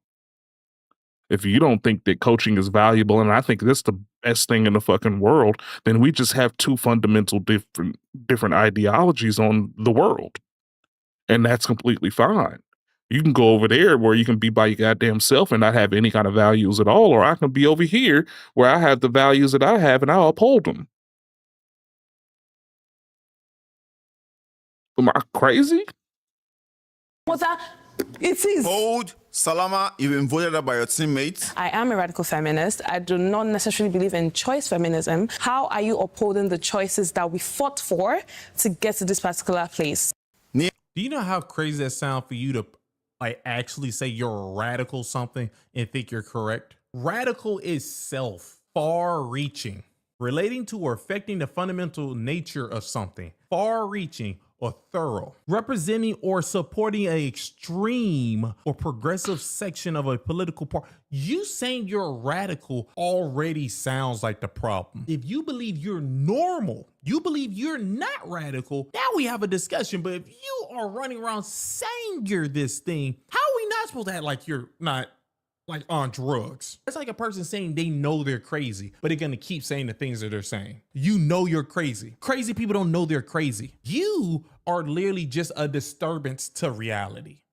Hit the cash app and I might. I want to give a shout out to Michael with a $5 cash app with Dreams for Field Tat School. It's located in Dallas, Texas. It's the first tat school in Texas. So y'all want to learn how to do some tattoos? Go ahead, talk to Michael at Dreams for Field Tat School. Y'all keep hitting that cash app. Hi. Hi.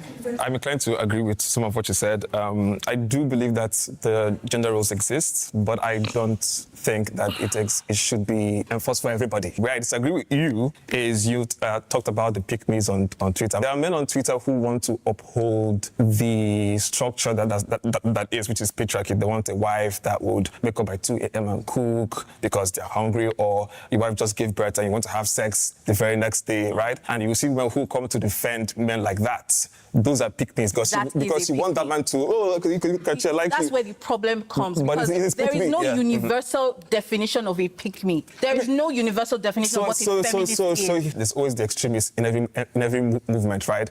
And I don't think it is fair to take their opinion as the... But they're the loudest. All right. So what I was trying to say is that women are more predisposed to emotions, which mean they are more predisposed to professions that make them more empathetic. Even if it's not all women, like... Are y'all not going to control those two heifers over there? They just keep yelling whenever he says something. This can't be a controlled thing. They had to tell these 8 people to come in here, and then they left out the back, and they're over there getting Starbucks. This had to be like this. Displayed right there. So not all women are that way. A man is not predisposed to be aggressive. Which is why there are gender roles, right?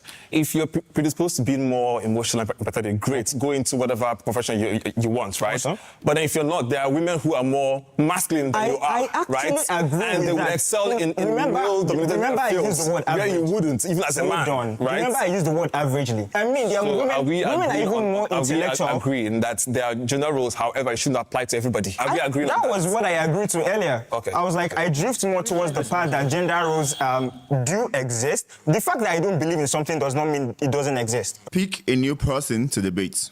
Okay. All right. Also, their side all hit the button after he said that he would sound like he was about to agree with him. That was what I agreed to earlier. Okay. I was like, I drift more towards the part that gender roles. That don't sound like a problem? All right. So I'll go with it. Okay, welcome. The way he walked up to that table. The way he... That's exactly what I was going to say. Why the hell is his legs moving like that? You seen his legs moving like that? The fuck was that? That man's legs was moving. His legs was... Before he even walked up, that motherfucker sashayed up to the podium. He about to be gay in a What motherfucker. Timothy earlier brought up the patriarchy. And I have like a major point for that. Everybody comes and speak online and say, oh, the patriarchy, is the patriarchal system that is ensuring that, oh, women are oppressed. What is the patriarchy? The way anybody will view it is like we have a certain number of men at the back there and thinking, oh, I want to hurt a woman today. I think that they, hold on. So at the end of the day, let's get one thing straight. The fact that you giggled and looked back at the women. I think that they, hold on. Already let me know you're just about to say something that he about to say some off the wall ass shit. It's not actually the patriarchy. There's a system he that about to say some off the wall ass shit. And it's fine to say, oh, let's go back to the Constitution. Oh, let's talk about this. And let's allow, because most of these systems you're calling comes from the Constitution. I mean, is it Twitter that is going to change it for you? It's not the lawmakers? So I think you've been speaking to the fact of Twitter so much, and I think that's like the ideology most of you guys have had. Those are the loudest. That being said, and that is what everybody's going to know. That's being said. I mean, this is going to be posted on the internet. People on Twitter are going to watch it and they're going to have opinions on YouTube. The point I'm trying to make is there's something very particular about you guys who think feminism. Please don't call me guys. You don't know me. You're meeting me for the first time. You guys, that means the spectrum, like all of you as a whole, you and your team and everybody online that believe feminism is a problem. Do you know one beautiful thing about you? You really are a smart mouth and you really think you're really, really smart. Meanwhile, you are the empty barrel who makes the loudest noise. Time up! I'm coming somewhere. Time up! I'm really interested in you. Hold on. Also, I really want us to get something. Awesome. I want us to get something. Get off the table. He was going to try to talk his way through them saying the time is up. My name is Kunke. I am currently in school, UNILAG. I really consider myself to be like an averagely intelligent person, and I believe every intelligent person should be a feminist. What is up with the Nigerian people saying averagely? What does averagely mean? I don't know what that word means. It's not a word that we use out here in America. This is not an English direct pattern or word. Averagely. What the f***, y'all? God damn! Damn it! God damn! Oh shit! So y'all finna get me banged, man. See, YouTube be doing this dumbass shit where they got unwhitelisted music on their fucking ads, yo. Like, they trying to get me banged up.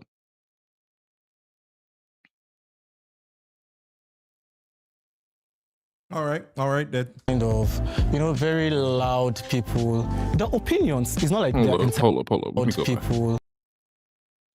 Go back a little bit. Intelligent person, and I believe every intelligent person should be a feminist. What the f***, y'all? Every intelligent person should be a feminist.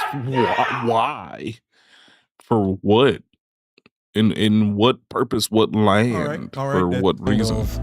Very loud people. What? The opinions is not like they're entirely stupid, but it's just that their opinions are always so restricted. He's an intelligent person, I would give him that, but he lacks a particular tool that he can use to like mobilize his intelligence, which is logic. So I don't know, maybe because I study law, and the first thing they will do with you in law is they'll teach you logic. You'll be able to like apply logic into every single thing. The boy does not apply logic into every single thing, and I think he's very opinionated. He's just a loud mouth, and he lacks social cue, social etiquette. Our next prompt is: abortion is a fundamental human right. Men should have no say in it. 3, 2, 1, go. Salama and Rudiment, you are the fastest fingers. Oh my God, please take the podium. Do you agree or disagree? I disagree. You disagree? It is not. Are you the one carrying the pregnancy? Are you the one that put it there? So it's by putting it there. So are you saying you want to have control over a woman's body just because you got her pregnant? You don't own it. Who owns it? You don't. Who owns it? You don't own your body completely. Who owns the body? You're not answering the question. Sorry, y'all phone call, but we still here with it. You own your body? Hold on. I don't own my body completely. So who owns your body? You're accountable to some persons. Who is the person you're accountable to? Okay, let me ask you a question. When you die, does anybody die with you? Okay, you're gonna just she's gonna do it again. You gotta control the conversation. Do they bury another person in the casket? Let me ask you a question. If there is a curfew and you're told not to come out by 12, you own your body, can you come out? I would come out if there's a need for me to, and if I do come out and something happens to me, I bear the consequences. You can't come out. Abortion is murder. Murder by Yes, who? it is. Do you use condoms when you have sex? That is private. You can't ask me. How that. is that private? How can't is ask me that. abortion not private, but condoms when you're having sex is Why private? are you asking me? So Why tell is me it because if you I'm have a having- certain perception you want people to have of you, and you don't want them I'm to have telling that? you that's an abortion because that's the living thing inside of you. Oh my God, So I have a really? say. I actually put it inside of you. Oh my God, really? Yes. Did you so form if the you say baby I yourself? shouldn't, so if you say I shouldn't terminate the pregnancy, I should leave it. Why would you terminate it, babe? I wouldn't even want you to be the father to my child, so I wouldn't even tell you jack shit. You have. Why is she here? She is the most unstable. Oh, she's a radical feminist. I really can't tell what lives inside Aside of from you. your I can sperm, tell. you can tell what lives in me. Let me guess, Jezebel. I Or can what? Tell me what lives inside of me. You don't talk as though you want to pass a message. You are here to fight. We are not Oh, fighting. I'm here to fight. Let me tell you something. You have no control over what a woman decides to do I with do. her body. The moment you realize that. Stay in your father's house. Why are you getting married? What the fuck are you? Stay in your father's house. What the fuck are you? My name is Paul Rudiment. Paul Rudiment, you're Yes. a bloody fool. Get out. You're a bloody fool. What the fuck are you staying in your father's house? What the fuck are you? Do you have a house? Look at how you're dressed. Do you have a fucking house? What the fuck are you? Her question, does he have a house? He's wearing a suit, and does he have a house? She thought that made sense. You thought you made sense what you just said. I'm telling you, want everybody to know this is in Africa, Nigeria. They're making their, I told you, it's making its way. It's doing its rounds. It's doing its rounds, baby. How are we not supposed to agree that if we was going down an escalator, it's not on the person who's behind her to kick her in the back?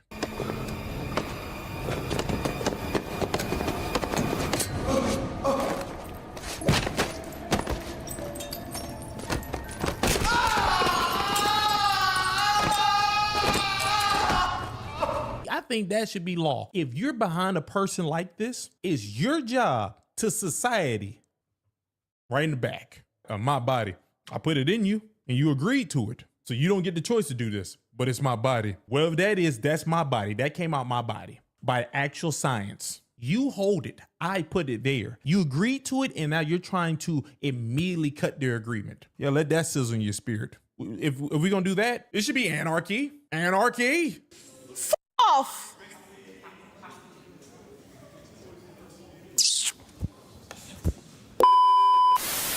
I feel like that's so childish. She has really shown me who she really is. And I won't want to be so extra enough to refer her to those that trained her. Probably people that trained her were actually good people. She learned that from some couple of friends or whatever she's driven by. Being rude, being lousy. It's actually the first time somebody will insult me on camera. And sometimes in a conversation like this, it's about the person, not even the topic. I appreciate myself for being so mature enough to stay calm because I know what that will result to. I mean, no woman can look me to the face. No woman. No, I mean, like no woman. Because if I don't insult you, you have no right to do that. And when you insult me, you know what that means. I mean, there's a repercussion for it. He sent her back to her father's house. Why will you do that? If it was me, you wouldn't do that. You used innuendo to like imply the fact that somebody does not have a house and she took it. She's asking you the obvious, which clearly you don't have. You can't work out. Later, you will go on Twitter, women are very emotional. Women shouldn't handle this leadership role because they're emotional and blah, blah, blah. Meanwhile, you're the one who cannot even handle common debate. I know how I can be. Did you say handle a common debate? You think she was having a actual debate? See, I told you. He been eating Twizzlers all his life. You're not supposed to eat that many Twizzlers because then it will become part of your DNA and you're gonna be flimsy. Your path to exclusive Braves perks starts with joy.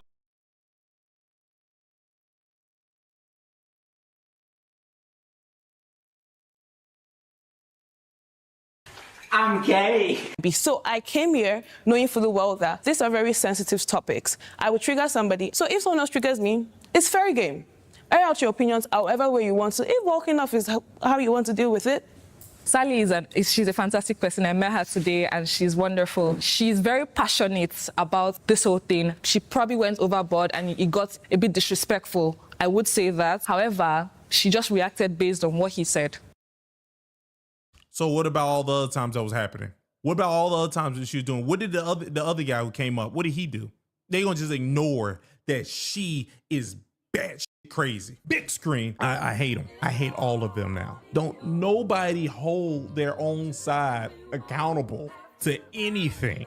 She literally tried to have beef with everybody. The first guy, what are you talking about? My phone I don't know how to do their accent, but I'm gonna give it a shot. What are you talking about? She just kept saying, what are you talking about? The first guy actually tried to conversate with you and kept saying, can you let him finish? And you wouldn't. Then the second guy said, hey, yo, I don't care. I'm gonna still say what I said. And she got mad with him. She got mad with everybody. And then when the other lady came up, who actually cut you off, you was perfectly fine with it. She just don't like men. That was a no. And she said she was a radical. Why are we acting like that's not part of that group? When you're a radical, that means you're extreme.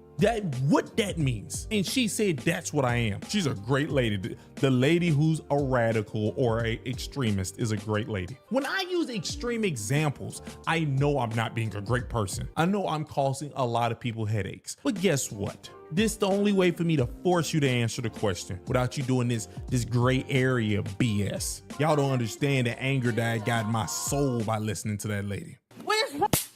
And then to know that she had natural hair. I wish she was back in the real old days when when they was trying to get America, the natives. I wish they would caught her. You know exactly what it did to the top of her scalp. No offense to anybody. I don't know if that was offensive, but she don't deserve that natural hair, that beautiful afroed hair. Man.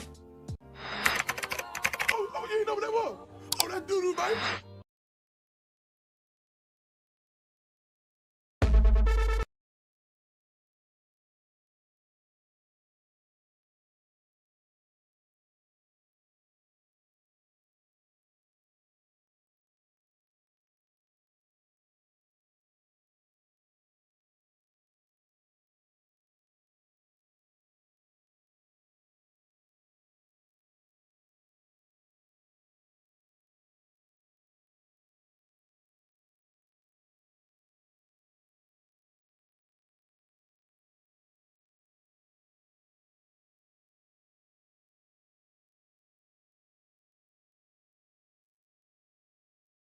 For DDG real quick. He had that streamer of love, Are You My Boss? And it did not go as well as he thought it would. His reunion peaked at 40K. He thought it was gonna do like 100K. He did a reunion.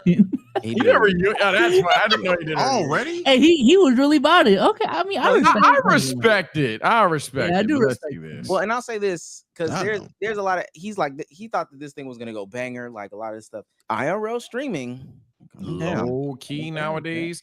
I didn't want to say it, but is it just more like the events don't feel as special as they used to? Maybe that's just me being used to the events and being too tapped in, but I'm gonna be painfully transparent. This kind of, and I'm not saying that DDG's show still wasn't successful. It just wasn't what he thought it was, apparently. But this is why I say don't compare yourself to what Kai do, bro. Because if Kai's able to clone like 15 events that look like this produced stuff, and Mr. Beast is able to get 10 of those videos out every year, I'm at 10, like 40 of those.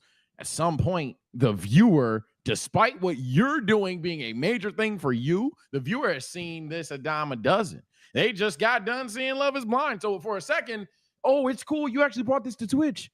Then day 2, 3, 4 hit. Now they out of there. I think he still did good. If he's disappointed, I'm not shocked. He lost way more money than he thought he would. Yeah, basically, I'm not shocked that he spent as much money. And probably, I don't know if he lost entirely or just didn't profit as much as he did. I'm not shocked at his disappointment from a pure business perspective because I'm actually seeing how high produced content on Twitch is going to die down over time.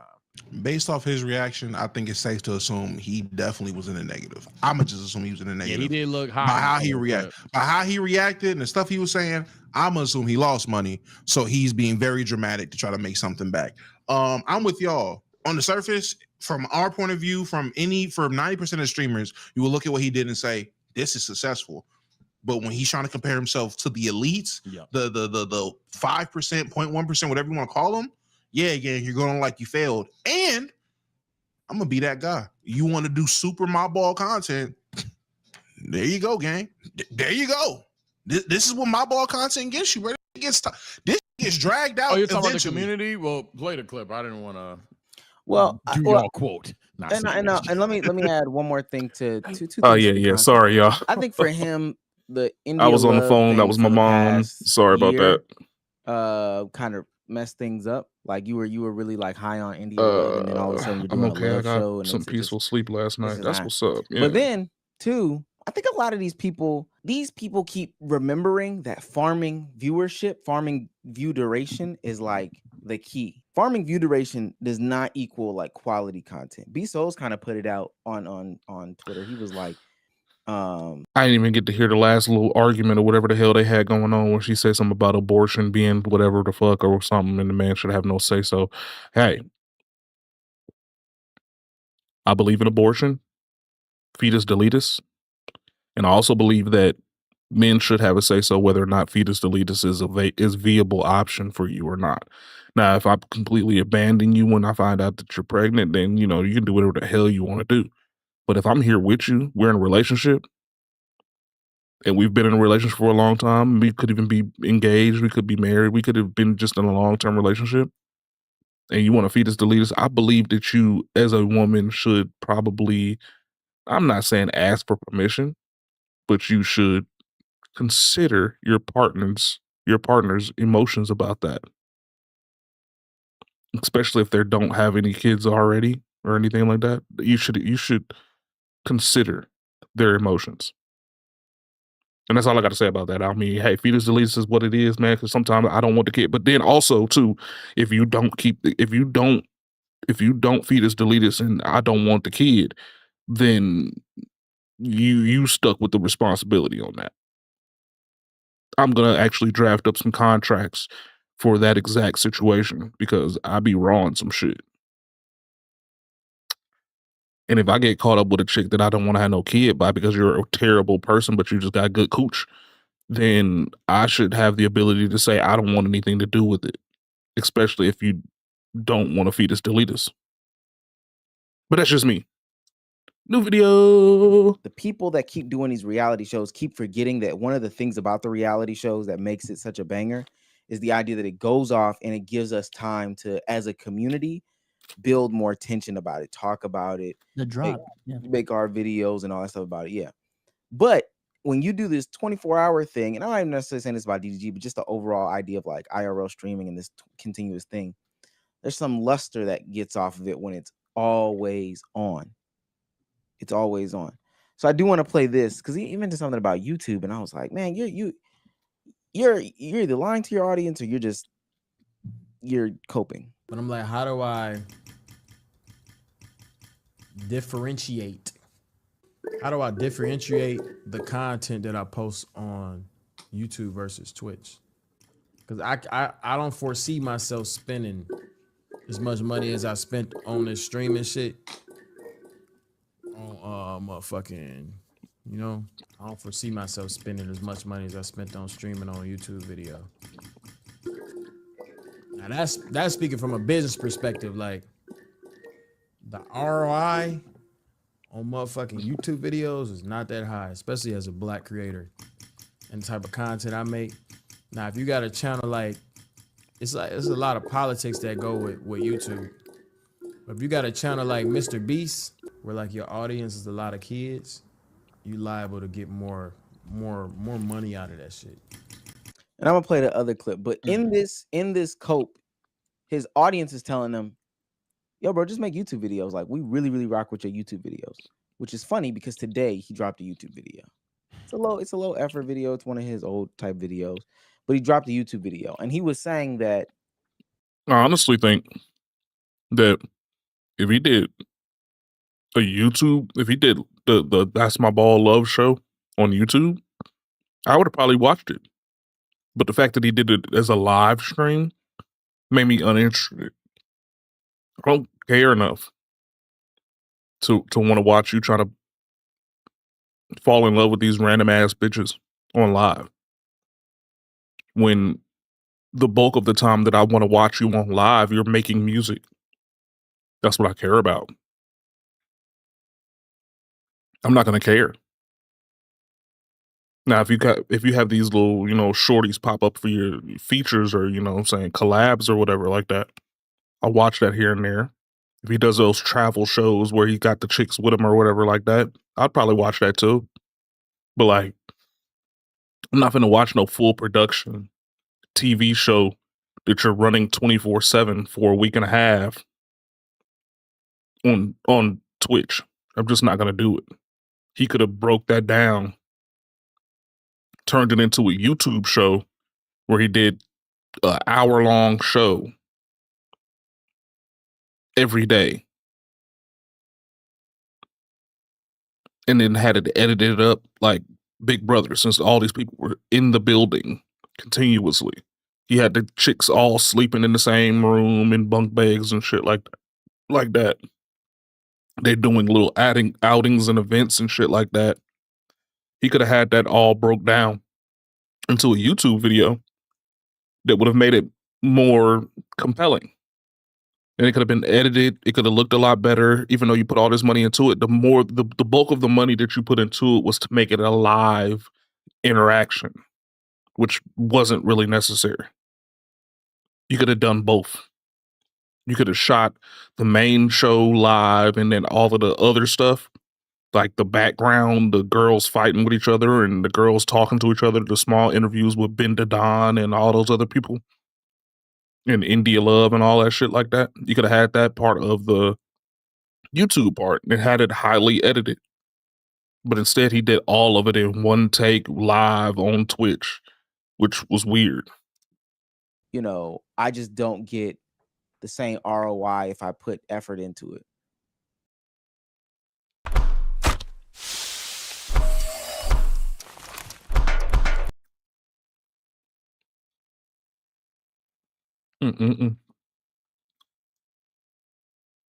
Yeah, it's not the same.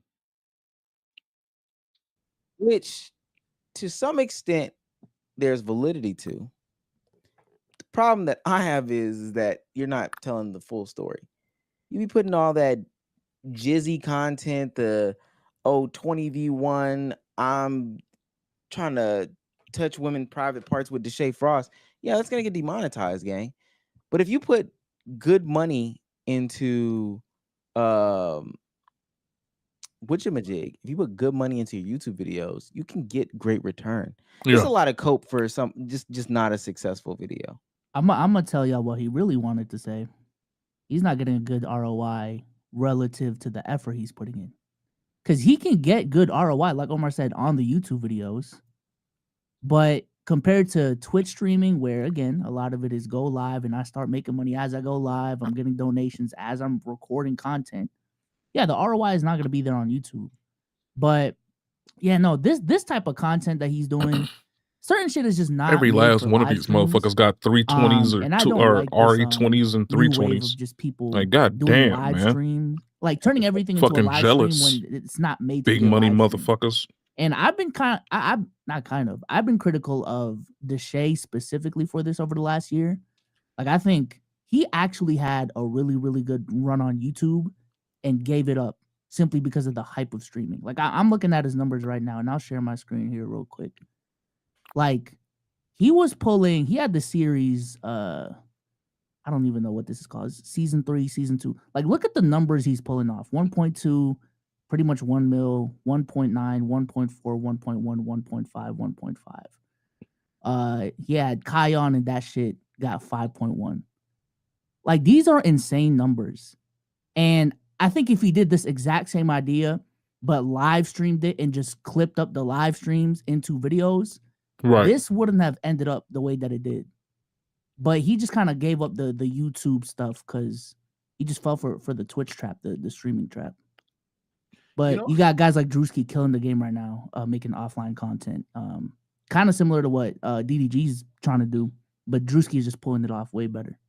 Well, fuck, you stole my you just stole my take, low key, high key, because I was going to, like, on God's TSO is when you look at somebody like Drewski, for example, right? He has the could have been love, could have house, all that stuff like that. Mm-hmm. The reason why I think like he's been on such a crazy run is because he's optimized every platform he's on. In my personal opinion, no glaze, I think he's one of the few people that just got it. Like, any platform he's on, he makes it work. And Right. I think what DDG learned on with his show, again, I'm not bashing the show, anybody that's DDG squad out there, because I'm always for trying to do high quality stuff. And it's a high quality idea. Nobody can sit there and deny that.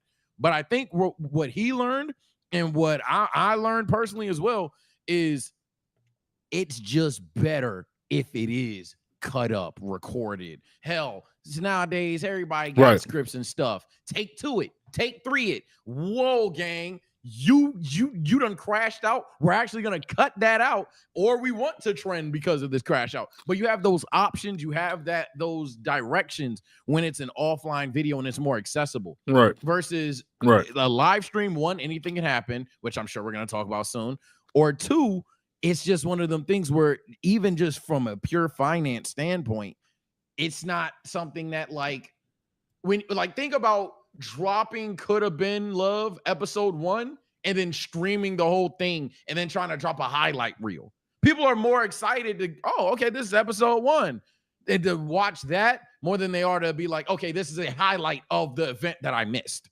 I hope that kind of makes sense. Chattertrons, co-host and everybody in between. Hope that kind of makes sense. I'm probably not wording it correctly, but essentially, I'll put it simpler. You missed the episode.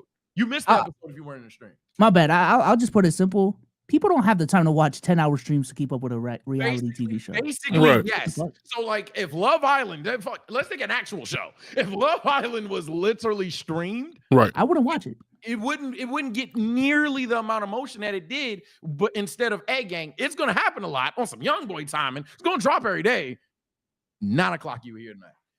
And that's just something that is archaic, but works. Right. I think with these kind of shows, maybe our generation, to a degree, is not as progressive as we thought in terms of watching everything on stream. And that's something that is always going to be at the core. Big time produced projects. We want to watch it whenever. But everything. Go ahead. Everything's not meant for streaming, and that's my biggest takeaway from this. Just everything's just not meant to be put on a live stream for the reasons y'all are saying. People do not have the time to sit here and really watch all of this content to keep up with what's going on with your show. And a lot of people don't feel like catching up on the lore through clip channels and random copious 2-minute, 30-second, 45-second clips to get all the lore of what happened. They want to. This is a very high produced show. They want to watch it like a show. They want to be able to be like, all right, bet I get off of work and I got this to look forward to. Bet this came out yesterday. I can see it now, and whatever the case is. That's why, like you said, Drewski's killing it. Hey, man. They're completely right. Because I watch every damn last one of Drewski's Could Have Been Records or Could Have Been Love. And I wait till the damn season is over with. And then I go watch that shit from beginning to end, marathon stream that shit. I ain't even gonna flex. And every blue moon, just because of the way it comes out, man, I might actually catch it while it's live or when it's actually going on, when it's brand ass new. But like, seldomly never. Like, seldomly never. So, yeah. I mean, but of course, I'm older, so I don't really fit into the demographic of these people that is actually watching streams for 10 hours, even though I stream for 4. But that's probably why I don't consume as much content as I used to before I started streaming. You know, I stay off of YouTube unless I'm literally on Hulu or Netflix in the mini box on my phone. I'll mini box Netflix or Hulu, and then I'll be scrolling through YouTube looking for material. I wouldn't watch it at all. I'd never watch anything on YouTube until it's time for me to get on stream, unless it's something that I know I would be interested in that I know the stream probably wouldn't give 2 fucks about. Like, there's a video right now on my watch list that I'm gonna love to watch, where they'd say they have a list of, it's like a 3-hour video of the best players that came out of each college for football. I also have the basketball one too. Y'all ain't gonna want to watch that shit, but I would love to watch it. I would be turned up watching that because I would probably have, contradicting ideas because I have a pretty dense knowledge of sports. I have a pretty dense sports knowledge in my head. So I might not think that that's the best player that ever came out of that school. And that would be a point of contention. That would be a point for me to keep watching, or a point for me to watch at all. But that wouldn't be something I would put on stream. But that's the only time I would actually use, that's the only time I would really watch stuff that's on YouTube, is when it's something that I can't put on stream. You know what I'm saying? So it would be no reason for me to actually sit here with Twitch up, watching DDG talking to these random ass 18 to 26-year-olds for 10 hours straight. Like, for what? It's just not. It's not in my watching school thing wheelhouse. Bit off a little more than you can chew. Figured out, hey, this happens this way, this happens that way. Now I know. Now he understands if he's going to do stuff like this, what he needs to do, or how he needs to do it, or he has a better understanding if he doesn't feel like doing it on the YouTube side would be a better way. But I know he's not about to stream everything now. Yeah, you can still stream stuff like this. I think he just learned there's no point to doing certain things on that stream. Like, there's no point in having a whole set and stuff like that. Yeah, he could have just did this in his house or a big ass or a mansion or something, and it hit just as hard on a stream. I think that's just what he's learning. So it's not even like I'm low key giving him bail here, but I kind of am. I understand someone being mad. I don't know what the dollar was. I can understand someone being mad. I can see him getting angry at someone else, potentially calling him lazy, or him going in even a petty route. But at the same time, hey man, I respect the risk, but that's what happens. I just think it's poor execution, because I even said it on the tweet Omar's referring to. I don't know if y'all know how Big Brother like does their show, but essentially you can go on a different app and they have a live feed of the show for like the 2 months is going on. I got options.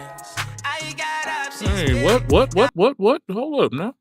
God damn, I was eating a fucking muffin and y'all gonna put this unwhitelisted music up here and you make it so I can't even fucking skip the ad. What the fuck? Yeah, y'all trying to bang me up, man. Y'all trying to demonetize me. What the fuck, man? But 3-4 times a week, there's still a drop that goes on CBS or whatever. I think DDG could have done that. Like, his Twitch could have been the live feed, and he could have had a whole separate high quality drop on YouTube that was much more edited. And he probably could have had sponsors on that too. Like on the drop, he could have had like big time sponsors on there if he executed it right. Instead it's just a highlight, I want to say, right? Because I did see that he had episodes. I didn't watch them, unfortunately. I probably should watch the entire thing, but or like watch a good amount to speak on it per se. Sorry, but from what I saw on vague clips and thumbnails and stuff, he would drop them. I would presume they're just like highlights. Okay, this was what stream day 1 was, episode 1. But if he were able to, as Souls is saying, cut certain things, edit certain things, have entire ad reads in between, that might have been dope. That might have been honestly the best way to do it. But you know what's interesting too? I swear to you, and I don't know this to be a fact, but the most watched stream right now, is literally the Spanish version of what DDG is trying to pull off. I want to pull it up because I've been looking at this stream so much, and it's in Spanish. So, Alo Foquero radio show, printing money. They have 1.5. This is live right now. I have 1.5 million people watching this. 1.5 million? 1.5 million people doing this. Look where they at though. Spanish streamers are crazy, bro. Oh yeah, no, all right, no ball on that. Now also on the, and I know I had just clicked it off, but on the super chat side, they're printing like anywhere between $20,000 to $45,000 a night. There's a way to do it. I promise you. They go off. They just go off. These people go off. They turn it off and they get prepared for the next day. Like Viso said, that drop concept. How long is the streams? We'll go back to the channel. 2.5 hours. Yep, that's that's another conversation. We've had that even live here, and no, nobody is saying us for the geniuses of content. But my brothers, my sisters in Christ, and even non-believers, gang, there's definitely better ways than what shout out old girl from old video damn near beating yourself on the head and streaming for 15, 24, 48, 72 hours. There definitely are ways to optimize these things. I'm not going to sit there and say that I understand content more than the guys that are in the 1%. They're 1% for the reason. However, maybe we just ain't had that break. But what I will say is, from a pure outside looking in lens, it just seems like, honestly, you don't even need to go that hard, or if you're gonna go that hard, make it a video. I think that it's kind of what he said. So if he were to see this, I don't even think he'd get mad at that comment. Like, I mean, just statistically, I don't know if y'all know this, but YouTube is more watched now than Netflix and all the other streaming apps. Like on TV specifically, like YouTube is like the #1 used app on TV. Yeah. So people are looking for content optimized for TV on YouTube.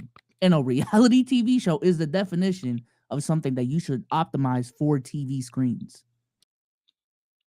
94% of the people that watch my YouTube videos that are basically just these put into VODs, I don't cut or edit anything.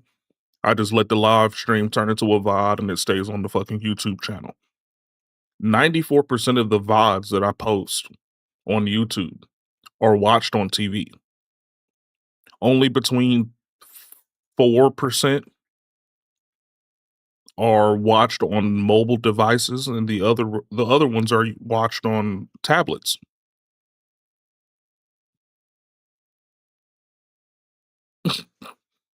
A 100% of those people like just watch it for you. You think so? It might that could be true. That could be true. That could be true.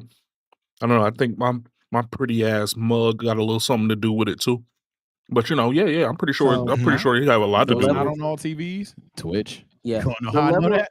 The 1, levels, 2, 3 TVs ain't got Twitch. the levels that he could, or anybody could pull off. I mean, could have been. And to be honest with you, I don't know why Drewski hasn't done this. He should start a could have been Spanish channel. He really should. I think it's just very I am short sighted. fucking But up these ultimately, blueberry to me, muffins. I had like 2 of these Didn't give bitches. up on it. My bad. yeah. Well, on what?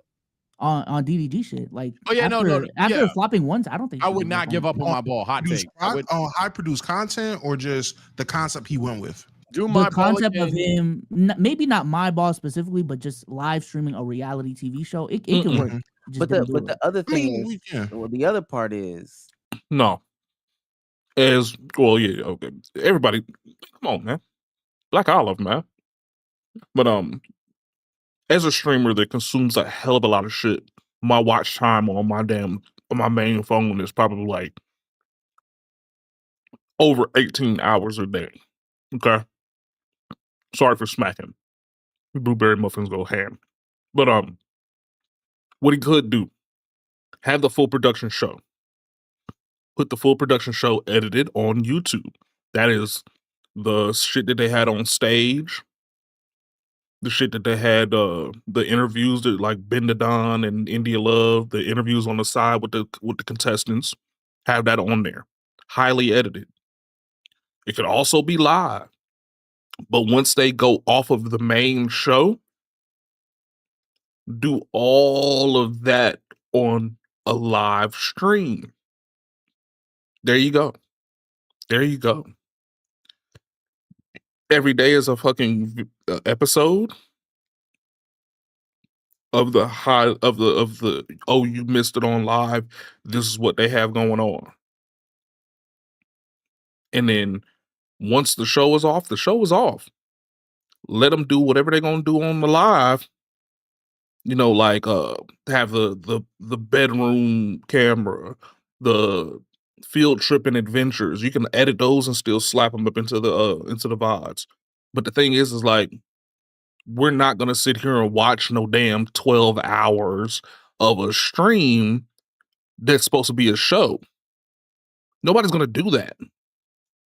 And I'm telling you, I consume entertainment. I consume that shit. Like yesterday, I watched all 3. I watched the 3 first Aliens while I was at work, waiting on Alien Earth episode 6 to come out. That's 9 hours of me watching something, but I had the ability to stop it, pause it, look back, go back 15 seconds, go forward 15 seconds because I remember that this part sucks, all waiting for an hour-long episode of a new version of the exact same shit I've been watching. You know what I'm saying? Like, give people the ability to figure out what they want to do with what you're putting out. And if it's just a live stream, especially on Twitch, where you can't even go rewind, fast forward, pause, not be encumbered with a bunch of ads and shit like that, people are going to lose interest. Period. You got to think about the logistics of it all. I mean, yeah, you can do it. You can put money into it. It could be high production. It could actually be really good. But you got to think about the logistics of how people are going to consume it. And if you don't think about that part, then you're already bred to lose. And this is where I'm getting critical of them. They don't. Their idea of content is just throw girls at the screen too, which I think people are tired of as well. Oh, we get Dog, absolutely. I've been doing the research for some videos that I've been putting out. I've been really leaning into the women.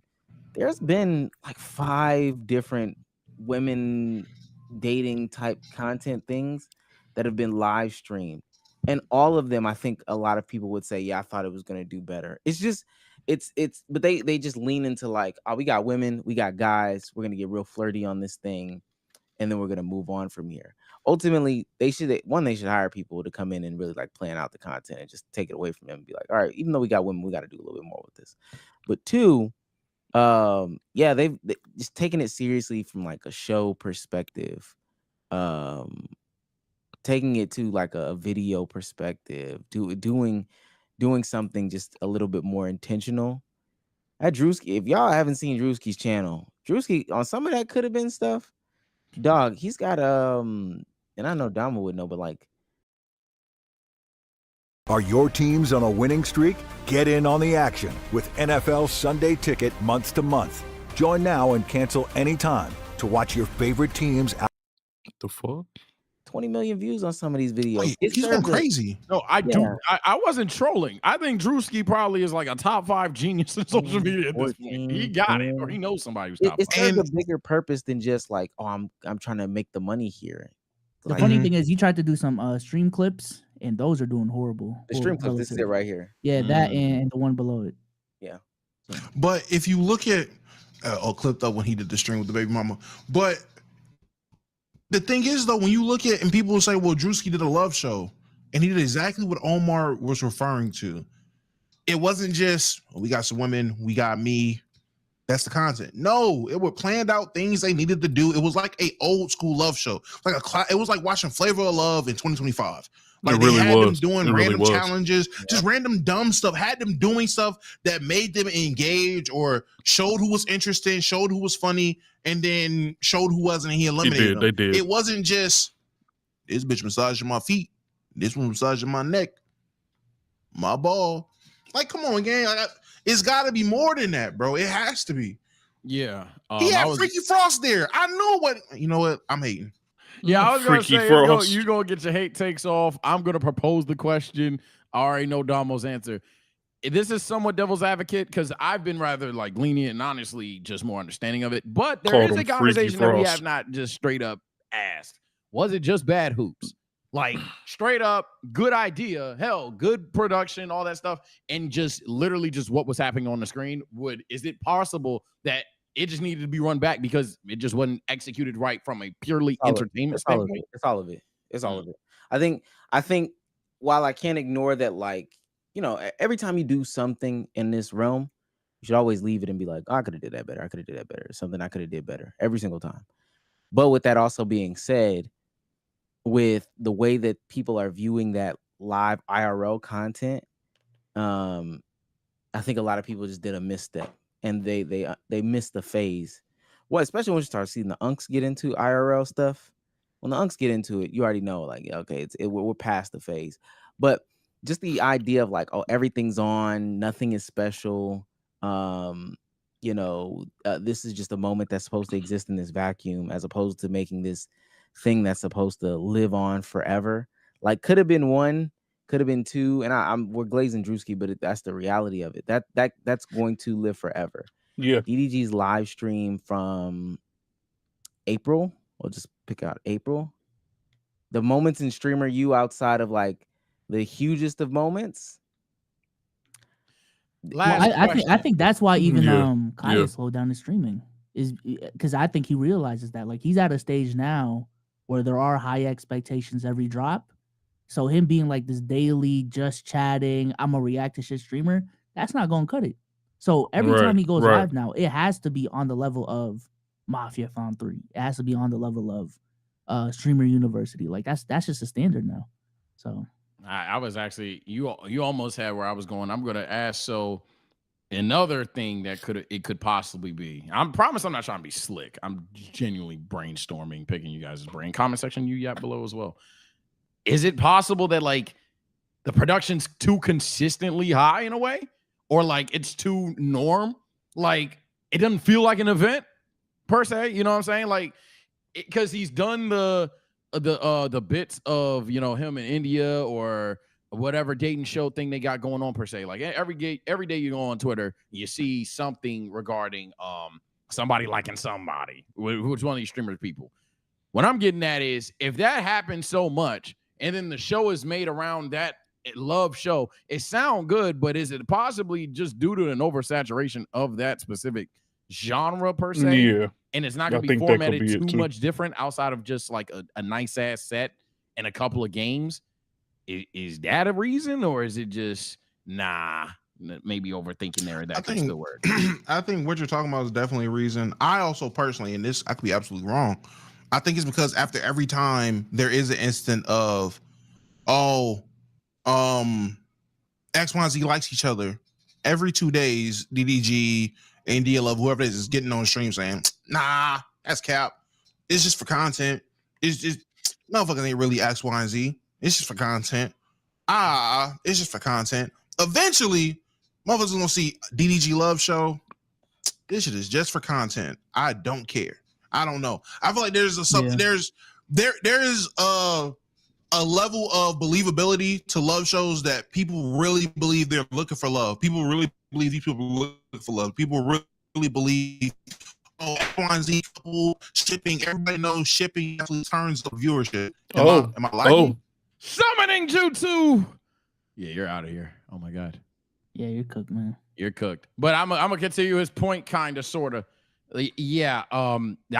He said, "Oh, am I lagging?" Other print-on-demand platforms. Summoning Jutsu. Yeah, I saw him. I think that we've been yapping. So at this point, I ain't shooting nothing. I seen him lash out on his chat. I seen like a minute Twitter clip of him essentially just like it's obviously content, y'all parasocial and stuff like that. And what Damo's saying is true. There's granted, Love Island may be the first one in a while to actually feel somewhat remotely believable, but like that was a thing for Love Is Blind that, oh wow, they're actually going to try to stay together on these reunions and stuff like that.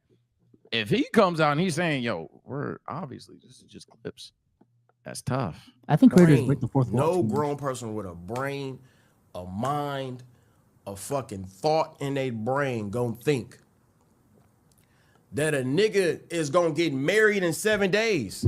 I don't know why y'all think that's a thing. Why do y'all think this is it? Why do y'all think I'm gonna get fucking married? Y'all took this parasocialism shit to the next level, bro. Who the fuck is gonna live stream? Just think about it. Cause we grew up watching TV shows, right? Bro, who the fuck is gonna go on live, meet girls for the first time ever in their life, and in 7 days get married? What y'all don't know is these girls know that. They know. You niggas is the only niggas that don't know.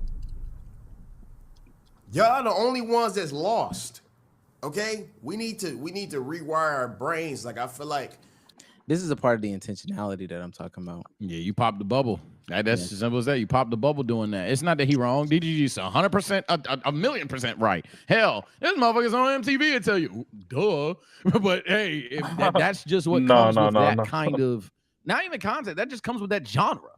the entire genre of dating Probably online, DDG. dating Yeah, on TV. DDG. I'm pretty sure he You're does not I supposed mean, hella sound supposed to be effects. believing. I ain't gonna flex. one, he keeps doing it, but two, a lot of these shows, I mean, it's not for fake. 90 Day Fiance, are they not? I mean, I don't. My girl watches 90 Day Fiance. I know. So didn't you tap into it? Damo got a They're girl. really be married though, right? Like it's real marriage. Some shows actually do get Like, married, but a lot of them, especially dating ones, are.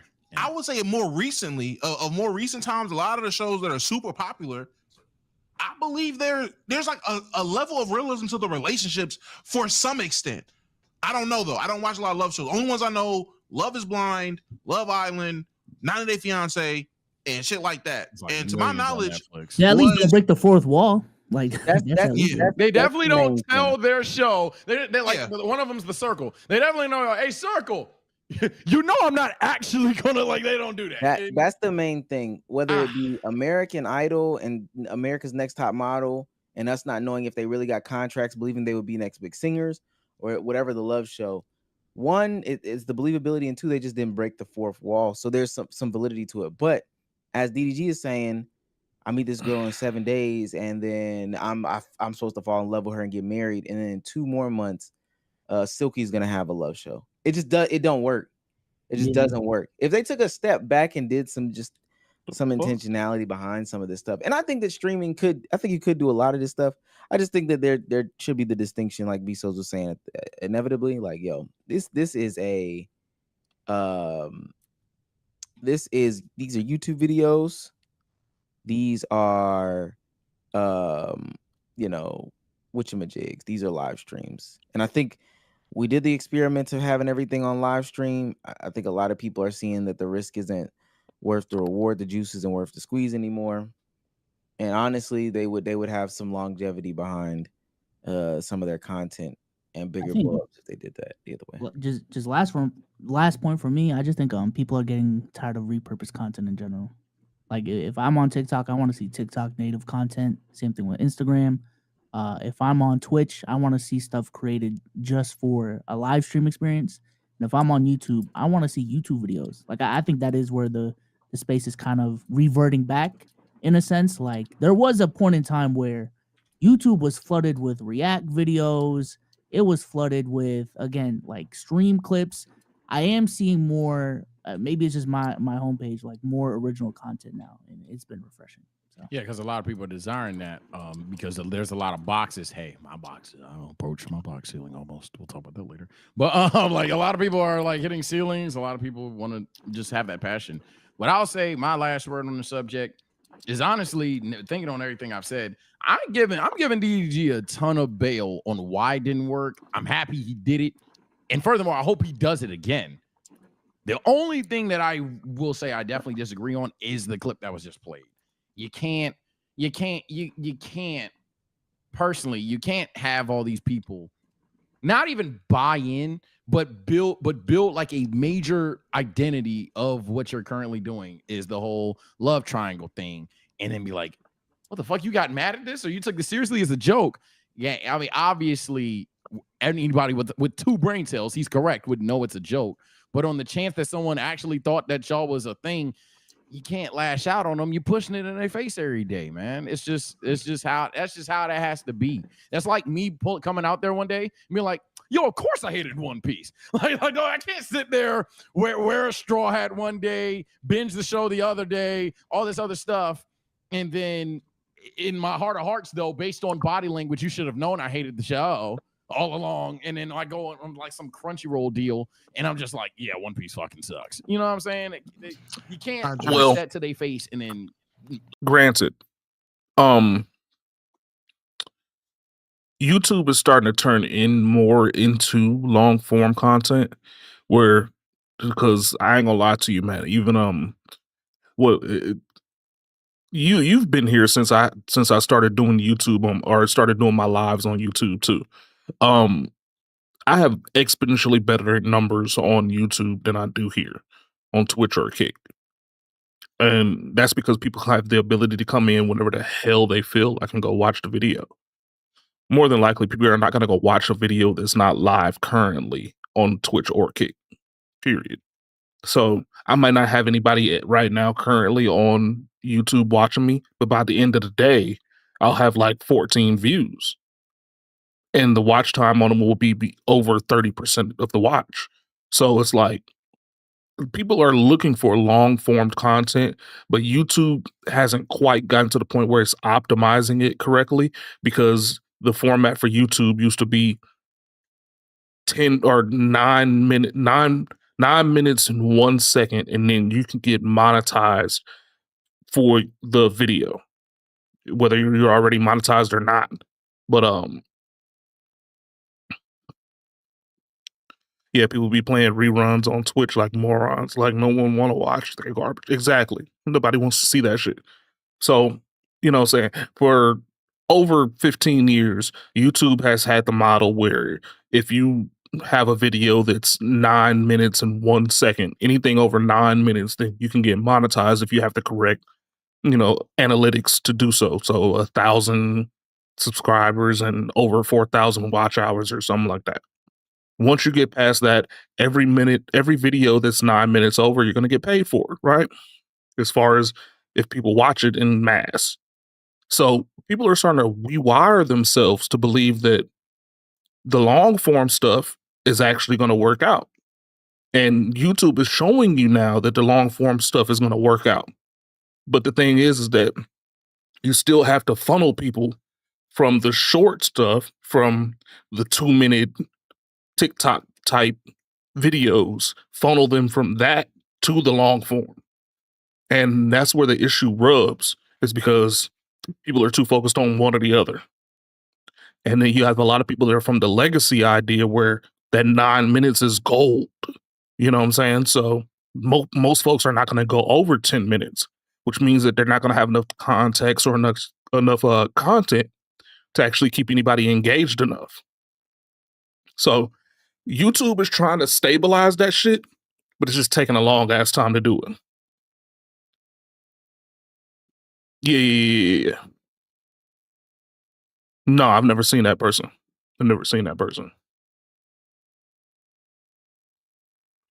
Yeah, see? Yeah. Nobody wants to watch that over and over again. And like, if you haven't noticed, like recently, I've been putting names in my titles and shit like that from my damn streams, because it's a lot easier for search engine optimization. So everything that I've been starting to do recently has been catering to the bigger numbers that I'm getting, and the bigger numbers that I'm getting is going to be from YouTube. I mean, I'm not getting paid from them or anything like that, man. I'm closer to getting paid on Twitch than I would be on YouTube. But the thing is that I have exponentially more viewership on YouTube, and exponential numbers of those people that are watching me on YouTube are not watching me live. It's not a concurrent view. It's literally views on VOD. You know what I'm saying? So it's like, yeah, say 90% of the same shit, and they only saying 10% new shit. Exactly. And that's the exact same reason why it's tough to do this shit.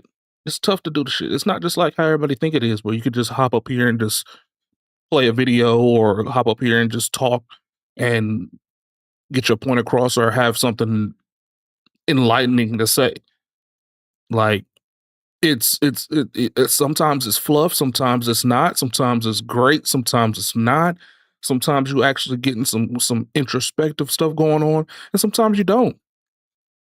Sometimes you let people in and they have a little bit of insight in your life, and that could be the power that you need to get the most out of whatever you're gonna get, you know? But the thing is, a lot of people are just stuck in their boxes.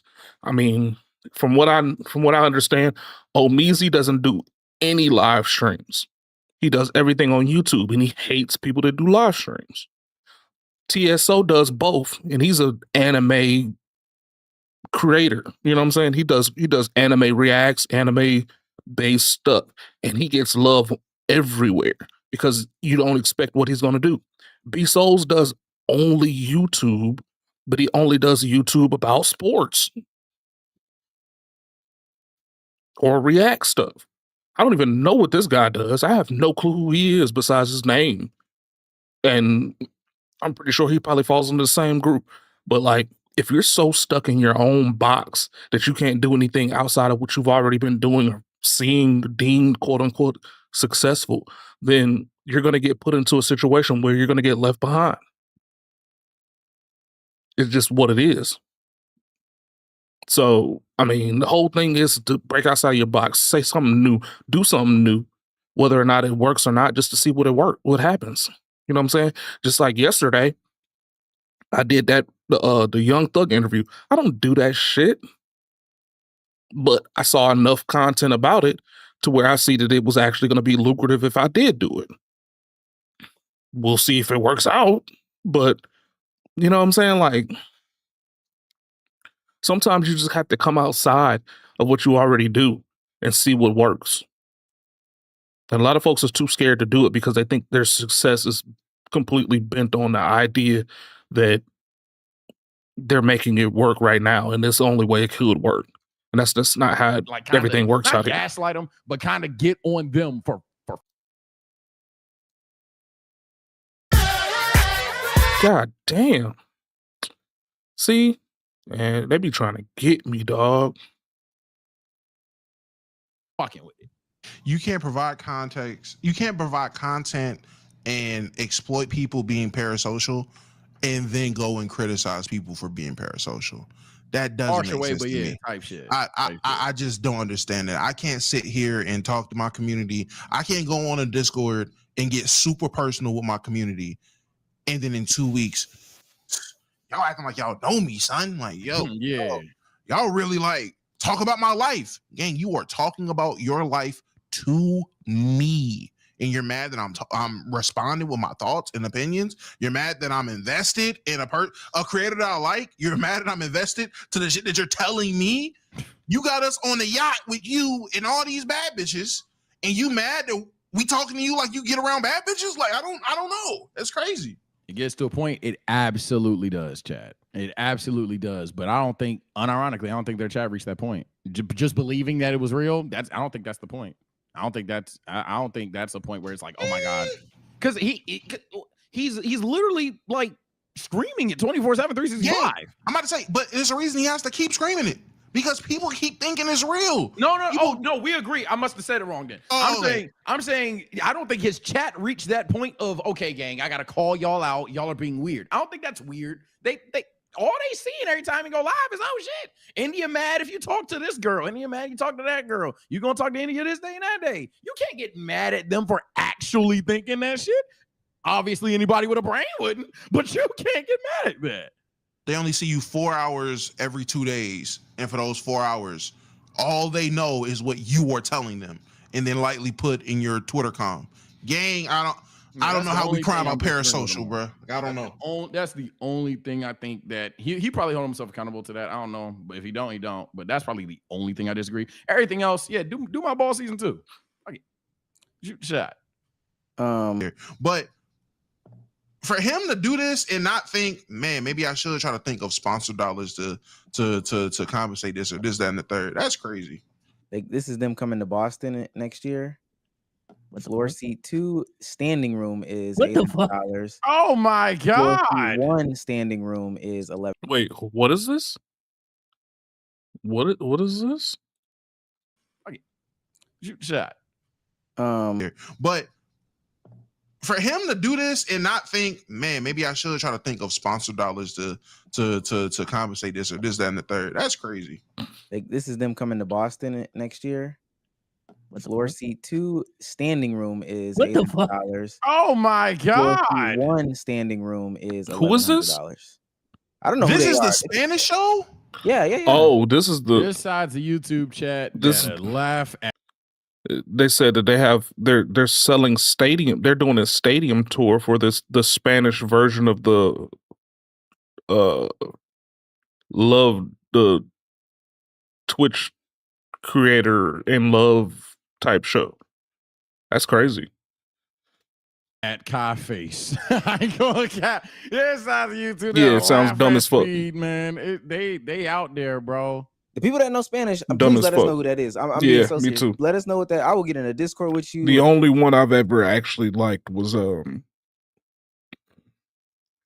Flavor of Love old ass one because Flavor Flav is fucking hilarious. That was TV gold, and it could have been Love, the Drewski shit, because that was scripted.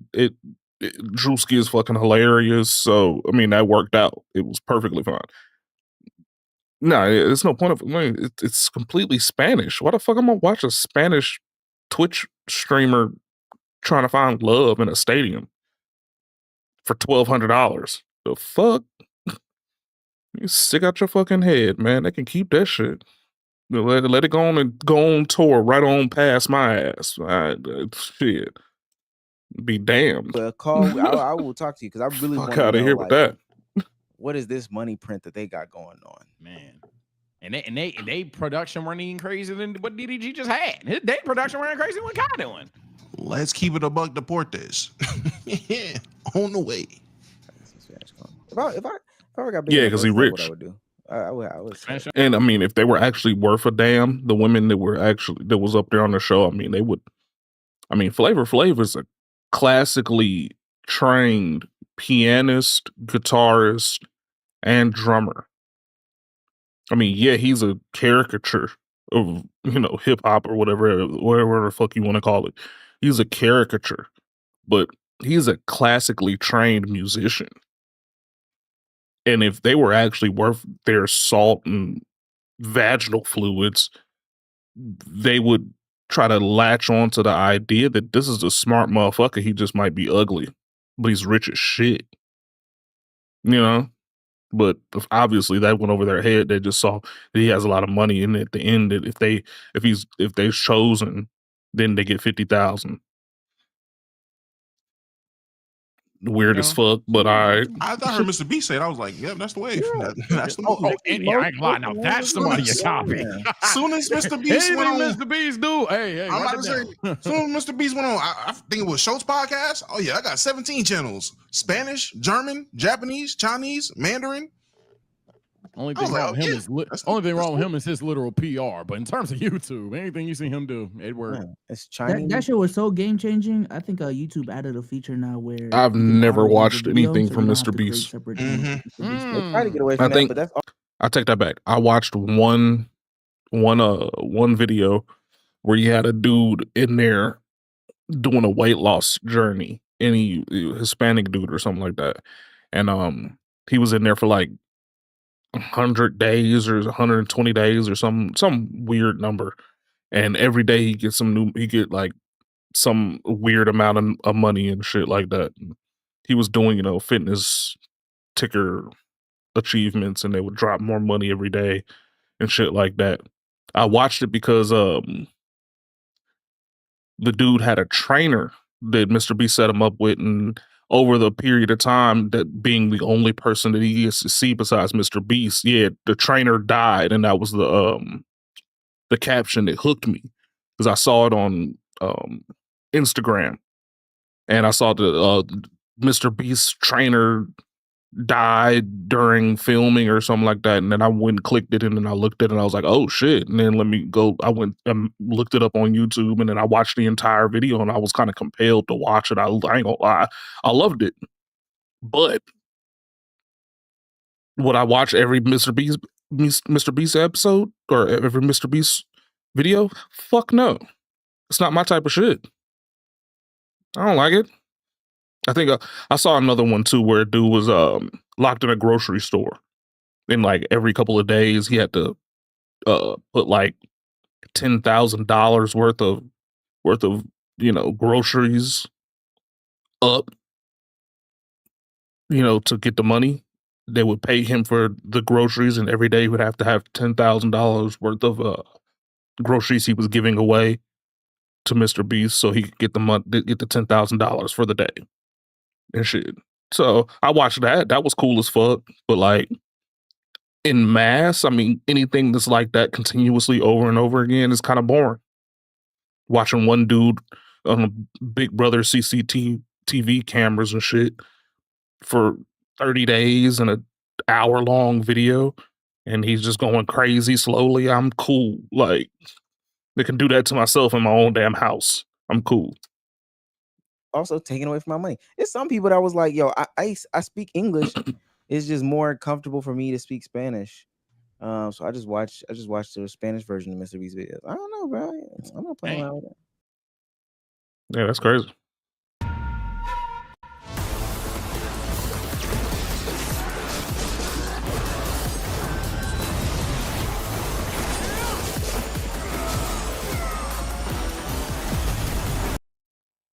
Now, when it comes to Drake, all right, if you're ready to see how after the Drake. reaction to Iceman Episode 3, Ice Spice Man's White Man album has been canceled and it will not be White dropping Man. for a very long time. And while now making everything even worse with more Young Thug phone calls that have just come out, he just exposed I'm about to Drake, add this called him bitch to stupid, and in my revealed job. information She that keep is popping gonna up on my make Facebook. everybody I'm about to hate add him her forever. ass. Be sure to leave a like and I wanna subscribe. drop And dick now, in her, as man. Drake has just been rejected by literally everyone, and he has been forced to have no other choice but to run away from every single thing. Well, listen, things are really getting bad for Ice Spice Man, so make sure to leave that like and subscribe. Ice Spice because Man. everyone needs to see how melted Iceman really is. That's as crazy. Right now with Melted. Drake, well, really, all due to the mistake and monstrosity that Who's will go this? down as Iceman Episode 3. Drake has ended up in a place where now more than ever, he is ruined on both sides. Plain and simple, there is no other way around that. And well, the reason why Damn. this is because both with his new drops and with the info Titties that has out, come ain't out you? and showed more and more why he is not on top. Well, now beyond leaving fans in a place where they are done with his music and are realizing that he has never had less to offer, which we kinda will get more flapjacky. into that and what this is really going to mean later, Drake has Cool. just been exposed and revealed 100% and fully now as just straight up human garbage and an awful person and really one of the worst types of friends that you could ever be, and no longer just by sources that people could try and dispute because of where they stood with Drake, like Joe Budden or Kendrick Lamar. But no, you can't run away from this anymore, because now the guy who Drake has stood up for and acted like they are best buddies no matter what has actually called him out in none other than Young Thug. And with Young Thug, now listen, while the guy has had his own terrible week himself and so much crazy stuff has been getting exposed, and usually it has been making people go against him more and not support him, well, one common theme we can see within all of the Young Thug leaks is that one person who he has been nothing but loyal to and has said nothing bad on, at the very least, is Metro Boomin for now. And this is important because in a call where he was discussing all of the events that became the origin of the Kendrick versus Drake beef and the We Don't Trust You album with Metro and Future, we found out so much, and well, from the most neutral and even pro-Drake source we can have, you could say, Young Thug straight up said that for what Drake was saying and doing,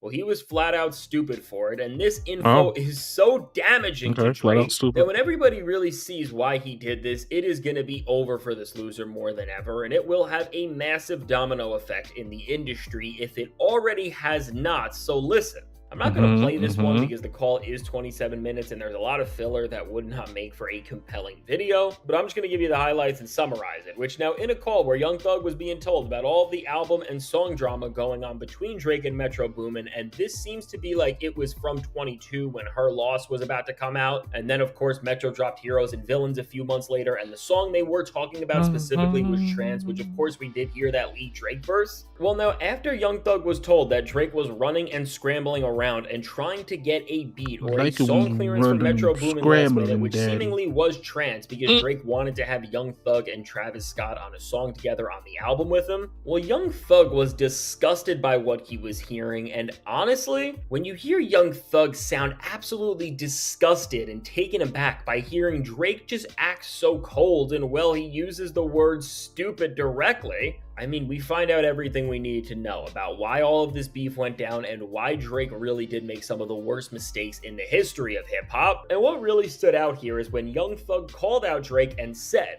"I don't know how anyone can speak to him about music right now." Imagine. No, I'm not gonna imagine shit. Damn it, man. Is gone. She ain't never coming back. He's not in the right headspace, and you're going to tell Drake, "I don't like that, I ain't clearing it." And with Young Thug saying, and I quote, "Drake's so stupid. Instead of giving some wisdom or something real, you about to say some crazy stuff on the phone and then come right back 2-3 weeks later and say, hey, let me get the song." Wow, when you see that Young Thug says all of this and says he would be with Metro Boomin all of the time right now if he were able to be there and make sure that his friend was okay. Well, with this information, we know every single thing that we will ever need to and are seeing out in the open more than ever. That just with the way Drake and his lack of empathy is being talked about and really how insensitive he is to something like the loss of a mother. Well, at the very least, this is a moment where I think most of us can just look at Drake and see this situation and just say, you know what, this guy is not like us, because on a personal level, if you really do align with somebody who shows such a lack of empathy, support, care, and compassion for one of the worst things that could happen to somebody, listen, all I can say from the very least is you're the furthest person that I would ever want to be around. And with the guy who has held Drake down and who all of these rappers look to be the voice of reason, at least at a time putting this all out there, this is really bad and embarrassing if you are Drake, because now we do know that what Joe Budden tried to tell us is all true, and well, he has been dissed and turned on by so many people, probably with a huge part in the fact that you cared more about a beat than somebody's own mother. And listen, with Young Thug just putting this out there as the 100% definitive truth that now we can all reference and see, this is bad, and I don't know how Drake is going to ever recover from this, because while Young Thug has created his own issues recently, which we need even more videos to look at and really discuss the magnitude of, well, for this entire group of people who hovered around him and Metro Boomin, and at the very least, we're all making music together at one point, with this information being out there, and well, now we know why you would not work with Drake and what it would mean if you cross the line and do. Drake is genuinely in a position now where he isn't just exposed for being a human piece of trash, but now no rappers are going to want to go anywhere near a studio with him forever now unless you are that bad and lame of a clout chaser. But really now, for all of these guys who are friends with Metro, like Young Thug, Future, Travis Scott, I think that they are really going to continue to just hold down their place and at the very least try not to work with Drake, because Metro is more valuable to them and he is clearly a better and more important friend. And all of this now becomes a problem because while Drake is struggling to make any sort of decent music and is begging for help behind the scenes from anybody to get a slap, this is going to all come full circle and ruin whatever was left of the album that Rick Ross is calling White Man, because let's just break it down.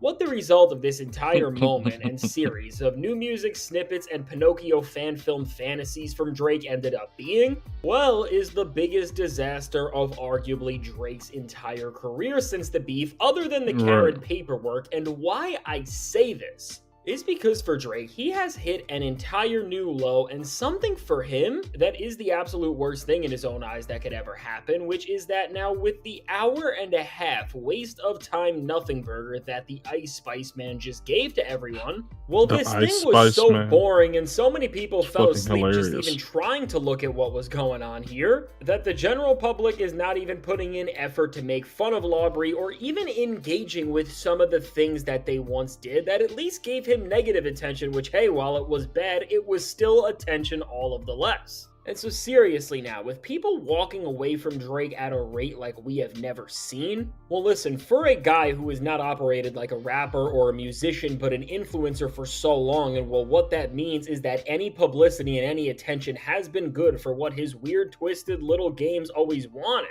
Well, what is abundantly clear is that the demand for anything around Drake's name has never been lower, and really what is so obvious now based on the way that everybody just made fun of the new music that he played and then moved on, ultimately comes down to the fact that if Drake dropped another lead single or a new album, well, I guess the one thing in common that Iceman does have with Pinocchio is that both of them are made out of wood, and Drake's first week's sales really will go triple if he drops any sort of a project right now, or you know what, even a lead single. And listen, I'm 100% serious about this, and if you don't think that this is why Drake didn't drop any new music other than a part 2 of a song from the last album in Iceman Episode 3, which of course the running theme and goal of this was to keep dropping singles and to build on the universe and rollout of this album, well listen, Cupcake Karen knows he is in trouble, and it's all because right within this very moment, Well, if he drops a major anything, his next flop will flop so bad that it will make the last song that flopped look like it's a success in comparison. And well, with all of this, this now brings us to the very thing that everybody needs to realize with Drake, whether you are a stan or a hater, which ultimately is that with this Iceman album, which has been filled with mid-moments, aimless filler, Pinocchio concepts and infatuations, and songs that keep copying and pasting the same trash song after the next. Well, listen, we are now at a point with where the response and reaction from Drake with all of this has shown us it has never been more clear that the Cupcake is going to be pushing back this album as far as he can, and to be honest, I would not be that surprised if this thing never ends up dropping, because with how poor everything has been doing, well, if Drake were to drop this record anytime soon, he is bound to release a project that will be the ultimate rock bottom of his career, and I'm not even talking about in terms of the quality, although it probably would be as well, but I'm just talking about in terms of the numbers, and as once again, Drake is an influencer artist who really only cares about numbers and attention and does not care about any sort of the merit of what he is doing, this would be the very worst thing he could ever possibly do. And really now, even compared to SSS for You, well, it does seem like with how lukewarm the reception has been to all of the new mid songs that he has been playing, well, for that record, while it didn't do great when it first dropped, at least people ended up tuning into it, I guess, if we compare it to how bad Drake is in a place of now, just because they were interested to see what Drake sounded like and just to see what new music would really feel like after almost 2 years of not getting an album from Drake altogether. And with this, when you just sit there and realize that the already atrocious debut of an album that Drake really pushed as something that was second fiddle and was a flop in of itself. Hi, everyone. Shut up. Just shut up. Now has turned into something that is clearly more viable than anything else he could do now with Iceman. And again, if you don't think that that part 2 didn't drop because Drake is trying to run back to this album era and still support it because it's giving him more than the Iceman is, well then I don't know what to tell you. You're just living in a delusional world just like Drake is. But even for the Ice Spice Man right now, he is realizing how bad things are and how bad they will really do to his reputation if he continues to go down this rabbit hole as fast and as sporadic as he has been.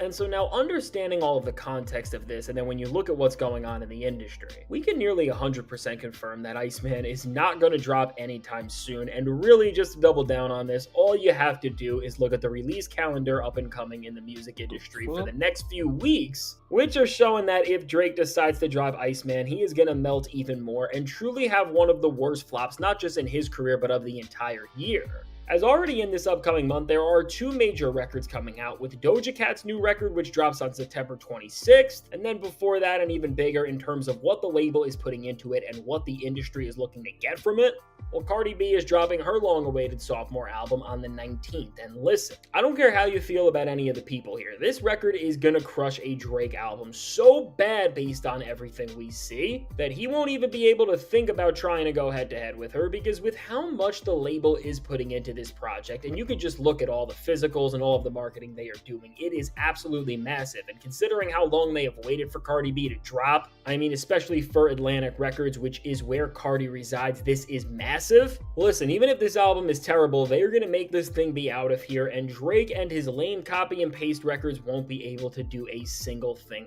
about it. And so with these 2 stars dropping, while this would already be enough to close Drake out of one of the biggest months left of the year, well, things are only going to get even worse. As for Drake, what is going to be his biggest nightmare and what he won't be able to compete with, even if he dropped his biggest album ever and really honestly his most successful? Well, is of course the inevitable, which is the drop coming from Taylor Swift on October 3rd. And with this, with the entire music industry, NFL, and so many other entities supporting this record and making it a big deal, I mean, even beyond the streaming numbers that this record is going to shatter, with the millions, and yes, I said millions of vinyls and CDs that are ready to be in stores and ready to be shipped, this record is probably going to end up breaking more milestones in the industry, because this is what the industry sets up for Taylor Swift and these monumental releases which she is doing, which is bringing so much value and is generating so much for all of the labels and partners involved. And listen, while there was a time where Drake did try to compete with the Taylor Swift album cycle when he was in good with his label, well, listen, this is not that time anymore, and this time around with the label being ready to have a first week for Taylor that will move literally millions of units,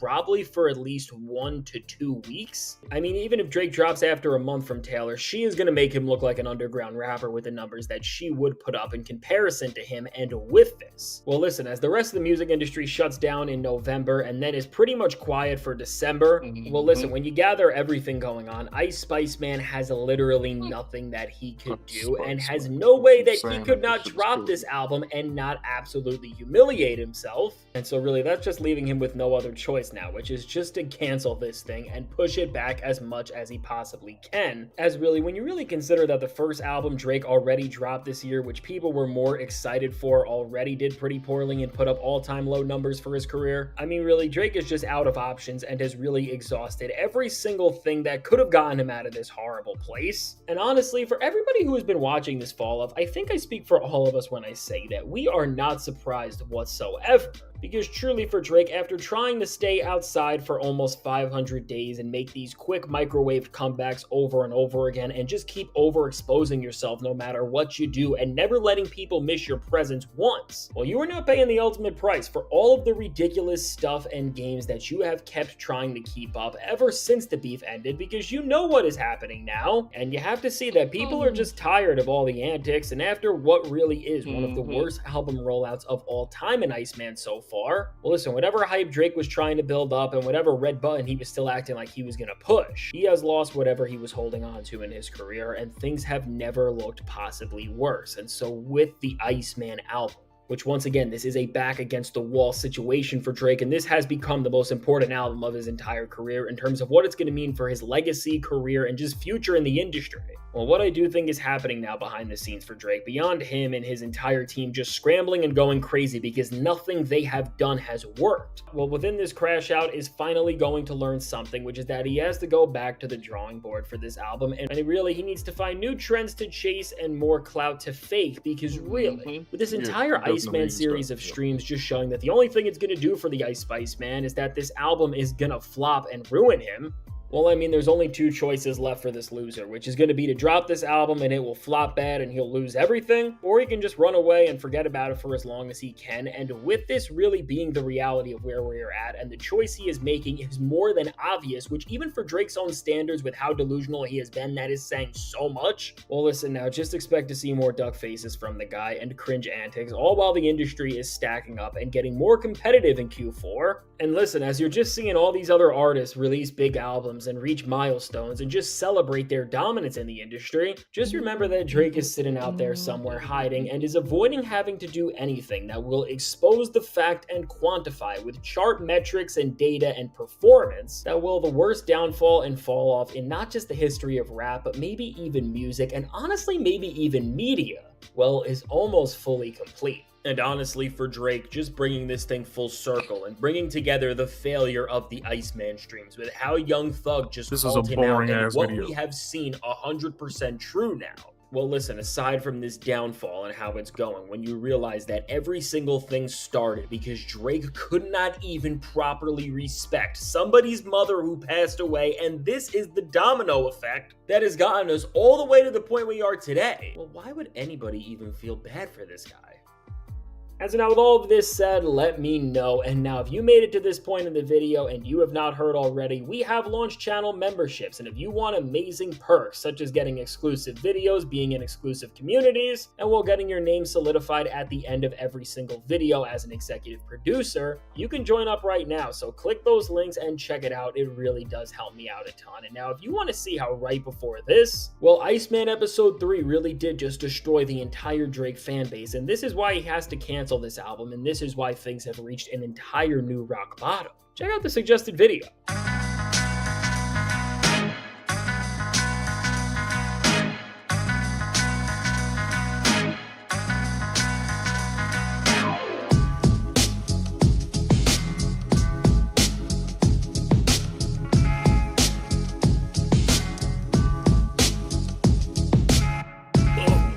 Get this weak ass, boring ass video up out of here.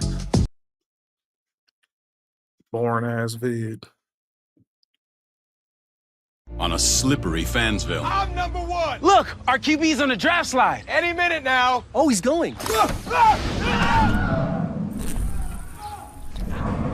I don't think I've ever seen someone slide so far. College football, it's a Pepper thing. Yes, Shefty, another pass rusher got paid this morning. Nick Bonito got a 4-year extension, $120 million, $70 million guaranteed. We were talking a little earlier before the show that $70 million guaranteed, $120 total is quite the discrepancy. Do we know anything about the situation there as far as incentives or anything like that? And then also, do you know any other team besides the Denver Broncos that everyone is so high on coming into this season? Well, they certainly are one of these picks that's a little bit trendy and a little bit hot right now. And I think part of the reason they're hot and trendy is because they have done such a great job of keeping their own players. They give Bonito that deal. It comes out to be the highest paid non-quarterback in Broncos franchise history. They went and paid Cortland Sutton this offseason, this summer. They went and paid Zach Allen. So they've kept their core guys that have been important to this team. I mean, there are some people that are picking them, and when you're in a division with the Chiefs, everybody is usually an underdog. So, here's where you could pick a great team, and you say, okay, well, they're an underdog to Kansas City. They're in a division with Jim Harbaugh and the Chargers. Harbaugh 5 games. So, I mean, that division's loaded, and the other team is coached by Pete Carroll, who will become the oldest coach in NFL history on Sunday when he goes up against the Patriots. So it's a great division, and the Broncos have done all the things they want. And again, I don't know the specific incentives, Tone, but I would just say this. It's a lot. Yeah, it's $70 million guaranteed. So, read into that whatever you want. Like, I'm sure maybe the deal isn't exactly, but it's going to be a damn strong deal. And these owners in Denver, Greg and Carrie Penner, they are going to make their mark, and they are going to be around a long time, and they are going to be amongst the best owners in not only in just football, but in all of sports. And the pockets that they have that enable these deals to happen, they're building their own training facility. They're going to get a stadium built there in Denver. These people are big time, and they're going to mean a lot to that city and that franchise. Walmart, pretty good little business. Yeah, not bad. Yeah, it ended up being okay, didn't it? Yep. He's slashing prices. The Walton family, that is the daughter, I do believe, who you just referred to, who is acting owner of the Denver Broncos. I'm happy they're investing in football. I like that. I appreciate the fact that they're investing in the NFL. We also saw there was maybe $106 million in total from Spotrac, but he had a year left on his contract. That's still a lot of incentive-based money. I'm excited to see. There's a lot of ways you could look at this. And I know Tone asked that question, and I saw last night we reported that the Niners sweetened Juwan Jennings' deal. Yeah. And I want to bring that up for Tone on purpose, because I think it's a situation like that, and there's the deal. Basically, Juwan Jennings had wanted a new deal. He's going into the last year. 49ers offered a multi-year deal. He opted to take this particular arrangement, which is $3 million more of incentives this year, which could boost his salary to about $10.5 million, which is still, for a number one receiver, a great deal for the Niners. But if he balls out this year, he's going to crush it on the free agent market and have a chance to really get paid. But I bring up this deal for Tone because I wonder if the people in Pittsburgh, of course, paying attention. Yeah, well, people in Pittsburgh are looking for a wide receiver any way they can get it. But whenever you talk about that Juwan Jennings deal, that's $3 million in incentives. That's a lot. $3 million is a lot in incentives based each year. $5 million, a lot. Over $10 million in incentives each year is crazy. That is a crazy number. Like what is cure cancer? Like what is the cure COVID? 35 sacks. Like $10 million is a lot of money in, because he kept saying up to. I think that was AJ's first reaction whenever he read the thing, up to. Like, that's a lot of money. $50 million that's being reported is a lot of money. That's almost 100%. I mean, what is it? 80% of what? But no defensive player gets his full deal guaranteed. So up to 120, 70 guaranteed.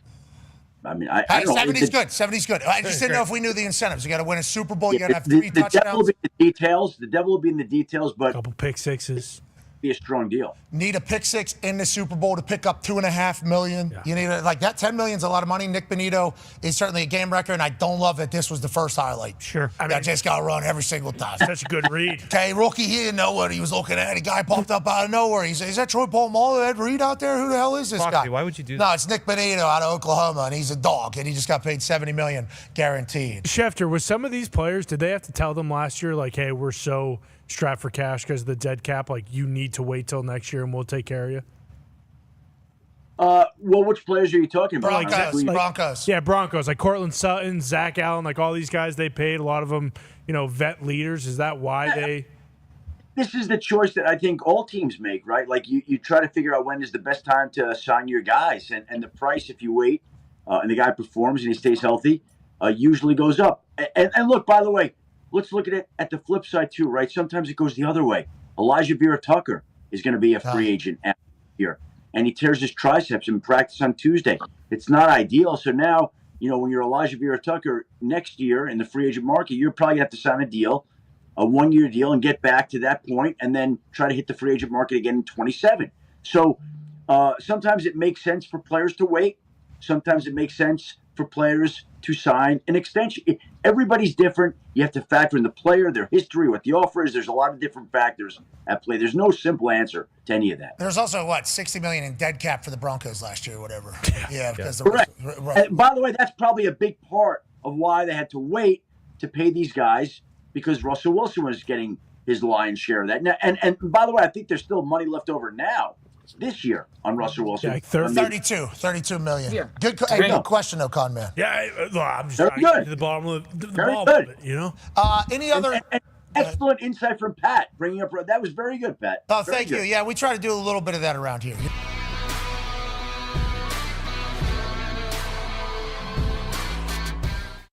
Insane money.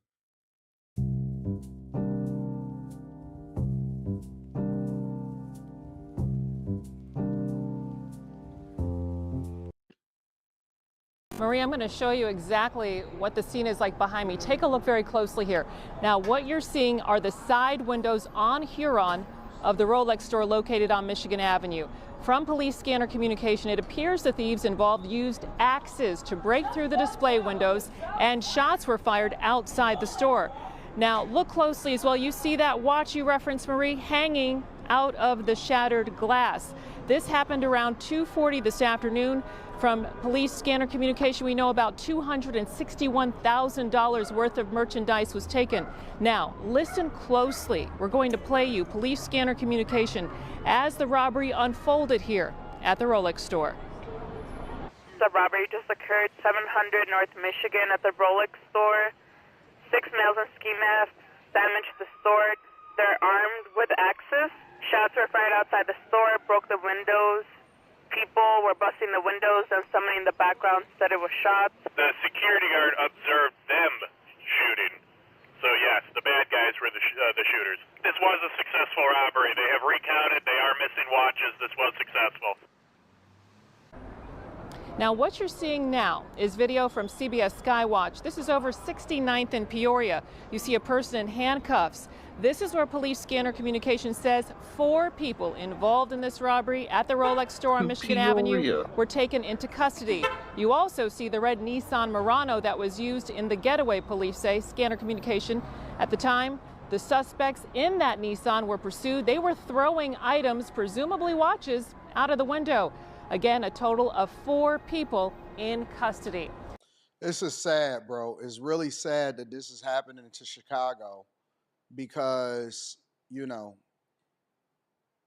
mayor refused to acknowledge the fact that everything is messed up in Chicago, and the people in Chicago don't realize that their whole city is going to be under siege. And when I say under siege, I'm not even talking about the National Guard.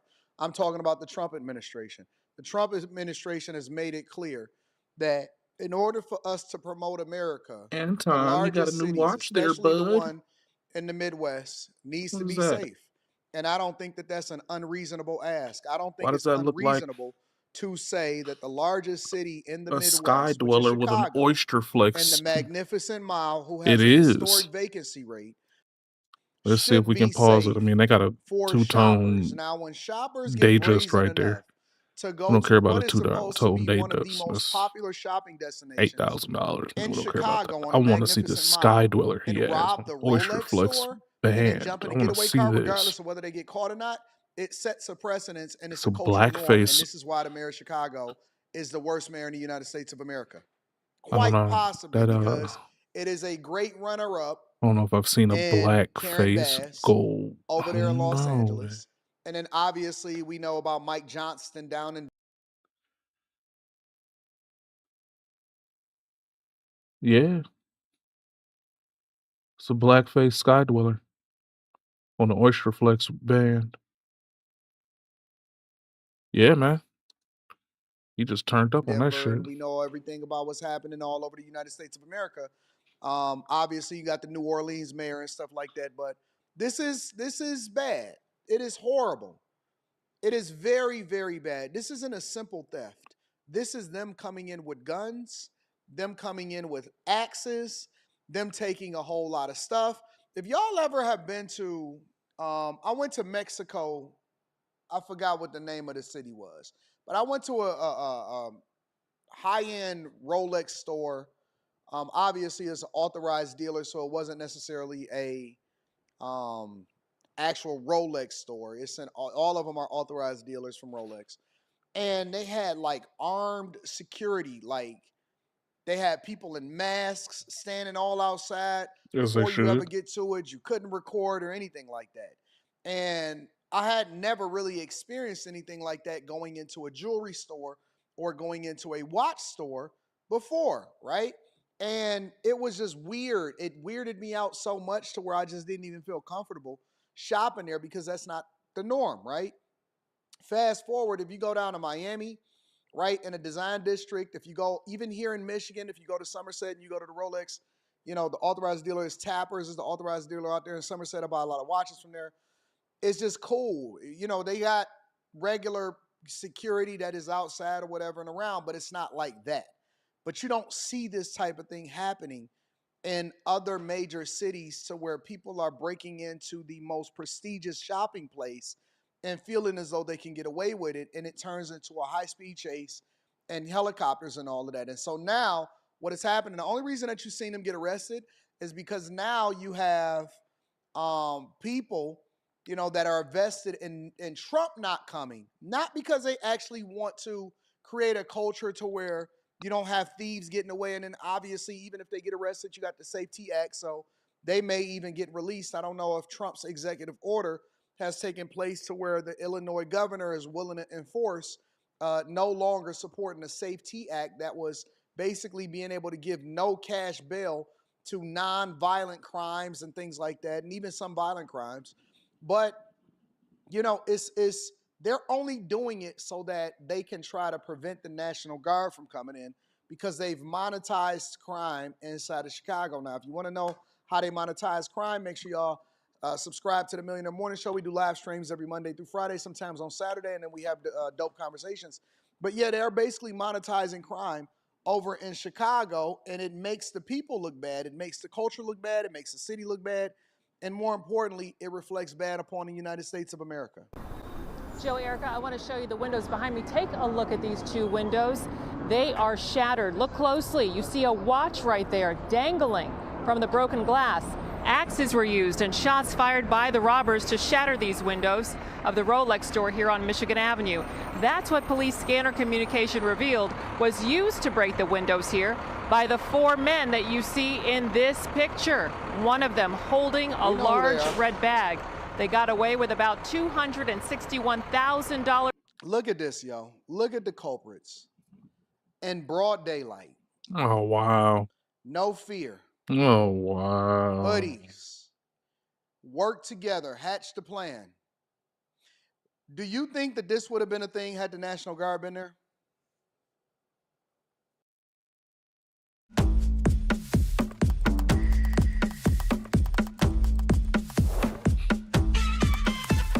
Fuck out of here. Do you think that this would have been a thing? People, remember, this is like regular people, shoppers. Imagine that you got somebody from another country or somebody that's visiting the United States of America, hey, I want to visit all of the major cities. I want to go to Chicago and see what's going on. And they come in and they're walking down the street, and this is what you see in broad daylight. This is embarrassing.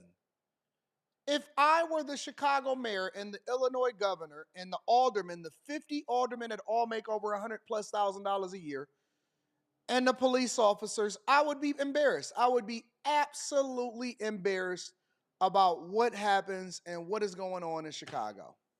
And if you are a retailer, you're less likely to open up on the Magnificent Mile in Chicago. If I go and visit, because I actually seen this on Instagram and social media, people walking by and them recording. This is bad, bro. In merchandise at around 2:40 this afternoon. The robbery just occurred 700 North Michigan at the Rolex store. 6 males in ski masks damaged the store. They're armed with axes. Shots were fired outside the store, broke the windows. People were busting the windows, and somebody in the background said it was shots. The security guard observed them shooting. So yes, the bad guys were the shooters. This was a successful robbery. They have recounted. They are missing watches. This was successful. CBS Skywatch over 69th and Peoria capturing a person in handcuffs.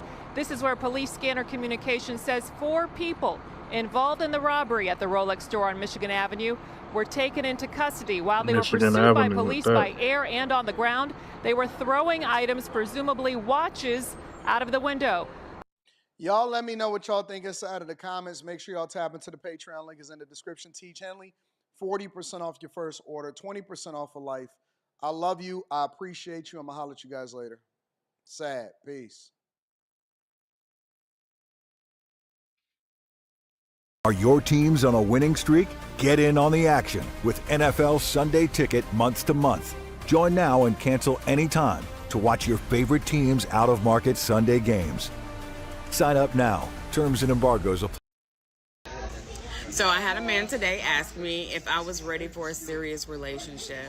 So to answer that, my aunt suggested this. To start to say, yeah, I'm serious. I'm serious for somebody to take care of my mortgage.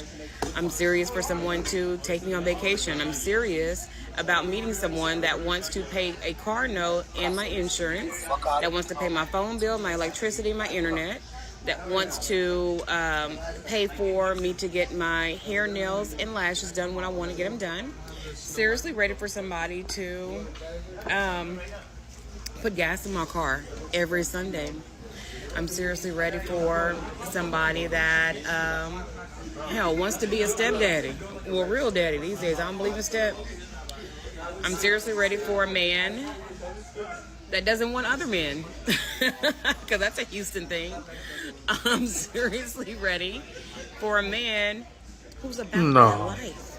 So I think that as a man...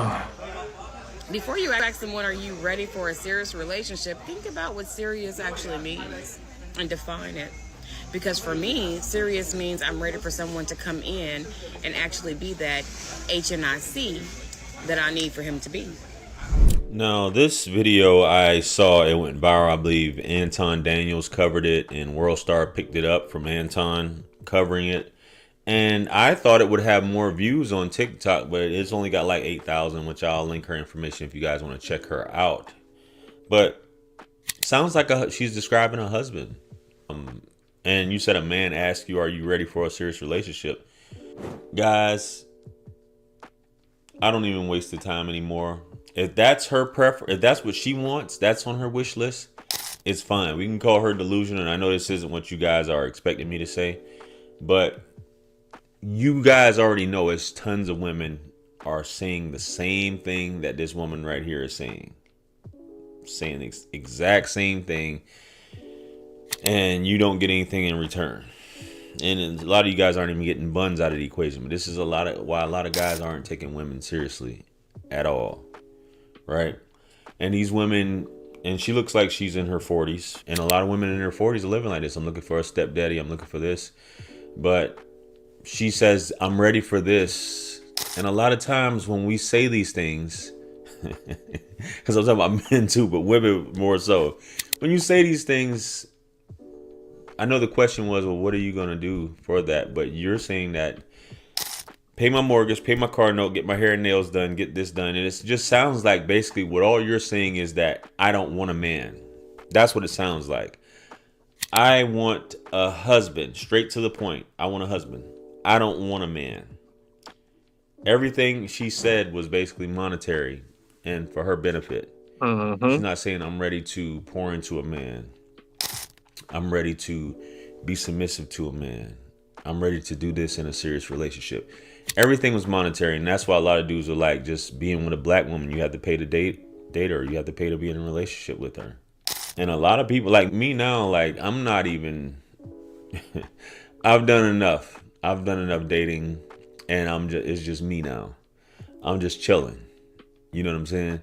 I'm just chilling, working on my brand and living my life, man. I don't have time to be trying to go on the ups and downs, roller coasters that women have, and they're feeling good one day, then the next day, then you have to guess whether she likes you or not, and am I doing too much? Am I doing too little? I don't have time for that, man. Bro, you guys will drive yourselves crazy, and just trying to be with a woman like this, leave them. If you guys are feeling like what I'm describing right now, just leave it alone, bro. Leave it alone, and like my man D Wig say, it'll fall in your lap. That woman that's trying to do all that. But even so, you still have to be like cautious. Okay, she's willing to, because at any moment a woman can change. She can and will change. All that stuff she can and will change, and you'll be like, well, what happened? And then you're beating yourself up. Did I do something wrong? And it's her all along. Beating yourself up. Okay. That is.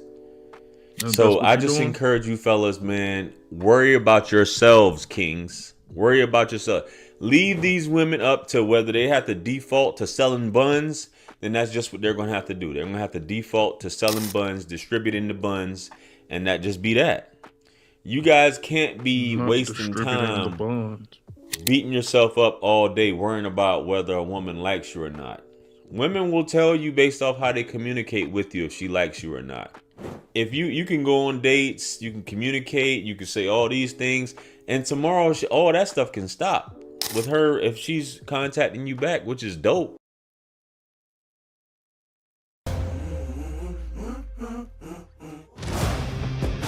When you love what you do, there's no difference between Monty got stupid ass back there. But if this is all Ugly you have to fuck, pick from, man, stupid ass. I see why dudes are just spending money on 304s just to get one off and going about their business. Because none of this is real. I mean, I know a lot of you guys are looking for love, searching for love, looking for somebody that reciprocates energy, as these women say, but they're not providing that, man. Go enjoy yourselves, fellas. If you got to spend some money on some buns, do that. If you choose not to spend money on buns, do that. But don't ever get hung up on what a woman's got going on. She needs to jump on your program, not the other way around, because that's what she's talking about. You jumping on her program. Not so. We're not getting busy like that, fellas. You're too important. You're a man at the end of the day. You're too important to be ruled by something like this. What she's talking about. Way too important. Way too important, man. These women are in their 40s like this and still demanding this stuff. Still talking like this. And from the 20s all the way up to the 40s, they're still talking like this, bro. Let them go, man. Let them go. I can't say that enough. Relationship advice, dating advice, serious relationships. If you want to be a volunteer stepdad, It was ice cold. Go for Nice. it. Go for it. If you want to be a volunteer stepdad, go for it. Be out there throwing the ball with her son.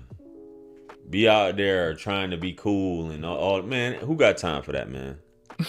Who has time for that, bro? And just for her to, man, if I could only show you. Sometimes you have to experience it. And I get it because I had to experience a lot of things. coming from a certain point in life. You just have to experience it. You have to go through it and be like, man, what's really going on here? That's how it goes, fellas. Either you got time for it or you don't, man. So I'm saying that to say, bro, kings, focus on yourself. That woman, you can put your bid in. I'm not saying don't put your bid in. But the moment you see a woman is like, she couldn't care less about what you got going on, or she couldn't care less about whether she talks to you or not, then leave her that way, man. Especially you guys have the money, the assets. You have all these different things going for you, and you're hoping that she gets her thing together for the chance that you can get some buns out of the situation. She's not providing you with anything, not helping you out, not checking on you. And this is about being, they say you're supposed to, a friendship, situationship, whatever, is not one-sided. You go in these things to give. It's not just like, hey, how you doing, queen? Are you doing all right? Are you doing okay? That's not just a man's job. A woman should be checking to see how a man is doing also. But women really don't care how men feel. They don't. Yo. I'm about to get up out of here, man. I'm gonna leave you guys to it, man. Let me know what you guys think. Comment below. Like, share, comment, and subscribe. Much blessings and abundance. Stick around for the next videos. It's gonna pop up on the screen below. That's where I'm gonna see you guys at. It's your favorite everything. This is Wisdom. I'm the best. Let's run it up to 1 million. Quit playing with me. Peace.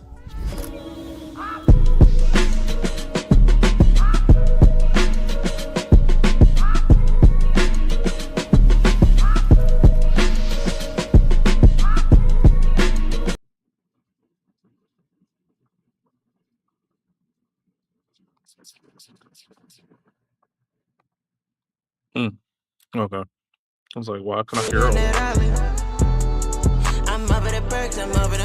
Hello, welcome in. What's your name? Hello. Shaquille. Shaquille, how old are you? 32. And where are you from? I'm from Alabama originally, but I live in Los Angeles. Okay, and what do you do? I'm a police officer, and I'm also in the Army Reserves. All right, thank you for your service. Thank you. And now, what are some things I could do for fun? For fun, I enjoy traveling. Yes. I enjoy playing video games. Yes. Going to sporting events. Yes. Comedy shows, anything Yes. of that nature. I live in Los Angeles, so. Got it, nice. And now, what are you looking for in a woman? I look for a woman who is God-fearing. My boy Reese. Has good self-respect for herself, discipline, good integrity, somebody that's down to earth. All right, and now what are some of your deal breakers? Deal breaker would be someone who pays too much attention to social media than her own personal life. Okay. Somebody that's don't know how to talk to people, no self-respect, no self-awareness.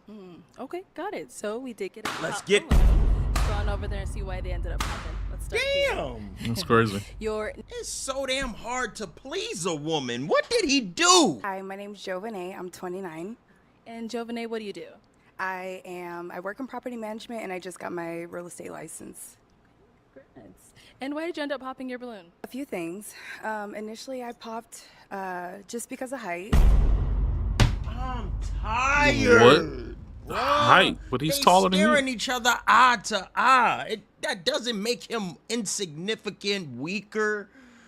I don't want to watch this show. Why y'all telling me to come back to this? But I wasn't trying to be too shallow because of that. And then when you had mentioned police officer, I was like, okay. Video games? But you did mention that you don't like women who takes too much time on social media, so it is a little contradiction. It's the video games for me because I feel I don't understand the negative connotation to gaming, bruh. I swear, girls just want men to have hobbies that could involve them. If you could be doing it by yourself, they don't want you to have it. That don't make no goddamn sense to me, man. It make no like a girl has no problem with a man playing basketball at his local rec center, but you got a problem with him playing a video game.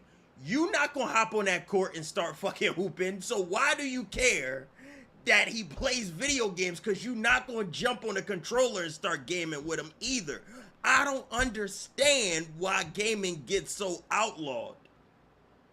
I don't get it. If he go hoop, you probably gonna go sit in the bleachers and watch him play. If he play video games, you can sit your ass in the back and just catch a vibe.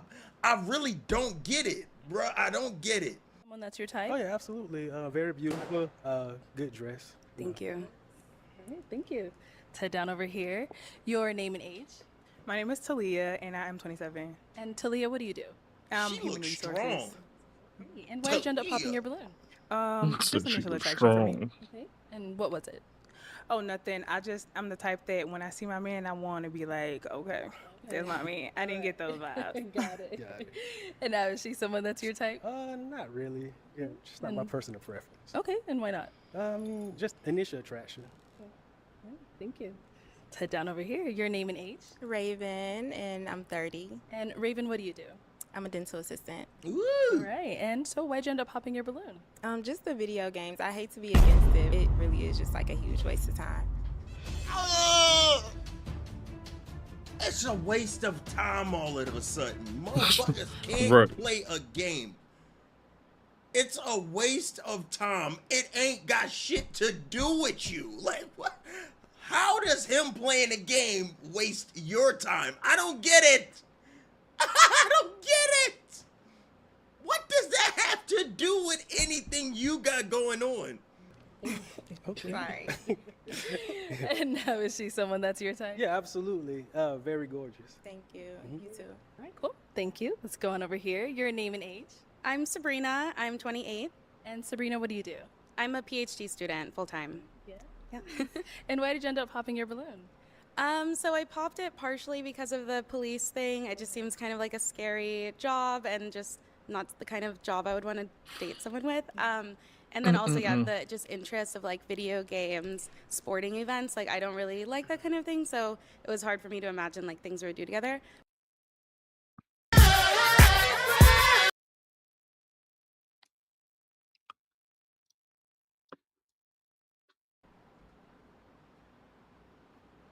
You think he would never make time for you, young lady? Everything he's interested in don't have to be the things you're interested in. Right. What is going on? But I do think he's handsome and I love the way he's dressed. I love his shirt. So yeah. Thank you. And is Thank she you. someone that's your type? Yeah, she's very beautiful. Thank you. Do they not Down like over here, men? Your name and age? Shiva. I am 28 years old. And Shiva, what do you do? I work in education, but I also own and operate a full-service travel agency called The Trip Designer. And why did you end up popping your balloon? Just initial attraction and also the career choice. Yeah, that's it. Okay. I love the outfit, though. You look good. Oh, thank you. And is she someone that's your type? No, not really. Just initial attraction. She looking nice, chat. Back this way. So we are down to 2 unpopped balloons. Go ahead and ask our remaining ladies a question. Okay, where do you see yourselves when you're in your 40s and why? Okay. Let's start with your name and age. Hi, I'm Camry. I'm 29. And Camry, what do you do? I'm a middle school dance teacher, and I'm also a makeup artist on the side. Nice. And so where do you see yourself at 40 and why? Okay. Hopefully, I'm retired. I don't want to teach for 20 years. 40 retired. Ain't that young? Damn. Retired at 40. Fucking shit. NBA athlete? What you mean retire at 40? Should I be retired in a couple years? Am I behind? Hopefully That's I what I'm feeling get like my right now. When I service heard for that, I was like, what the education, fuck? And I'm being an entrepreneur and still being a businesswoman and what I want to do. Let's head down here. Your name and age? This is My insane. name is Tasia. I'm 27. And Tasia, what do you do? So I'm a health. Sorry. So you a hoe? Was that so what she I have said? A couple properties. Oh. So I and thought she said she was a hoe. I'm a CEO of a health and beauty salon, and that's just to name a few. So she's not a hoe? And if you want to go ahead and answer his question. What I'm going to do in my 40s? Yeah, like where do you see yourself in your 40s and why? Okay. Probably having a couple more properties. So I Oh, I could be thought able she to said she was stay a at hoe. home, and hopefully I have a family, kids to take care of, and things like that. Reese, do you work a 9 to 5? No. All right, and kind of to throw that question I'm just back bald at headed. you. Okay, so when I'm in my 40s, I see myself transitioning to the retirement life. I got 11 years left until I retire with the police force, and then hopefully I'll be retired with the military too. So I just see myself retired, traveling, doing whatever I want. Okay, all right, nice. This make me think, where do I see myself at 40? Damn. I see myself having kids But the way my life's set up, I won't have that. So I would be a failure. Fuck. Life is hard. All right, go ahead and ask our two ladies another question. In a nicer basement. Who is the biggest motivator in your life and why? So, who's the biggest motivator in your life and why? I like to start with myself because I motivate myself. I push myself every day to become a better person. And then I also speak to my dad, and he also helped motivate me as well. And what about over here? Hello, my mother. I say that because no matter what obstacle has come against her as being a single mom, she pushed through. She even graduated to get her doctorate. Really just pushed me to be better in education because I am a teacher. And also to know that the sky is the limit no matter what I want to do. Ladies, any questions for him? You ready? Okay, let's start here. Do you have any kids? I have one. I have a 4-year-old. Damn. Damn. Okay, so I'm guessing kids are a deal breaker for you.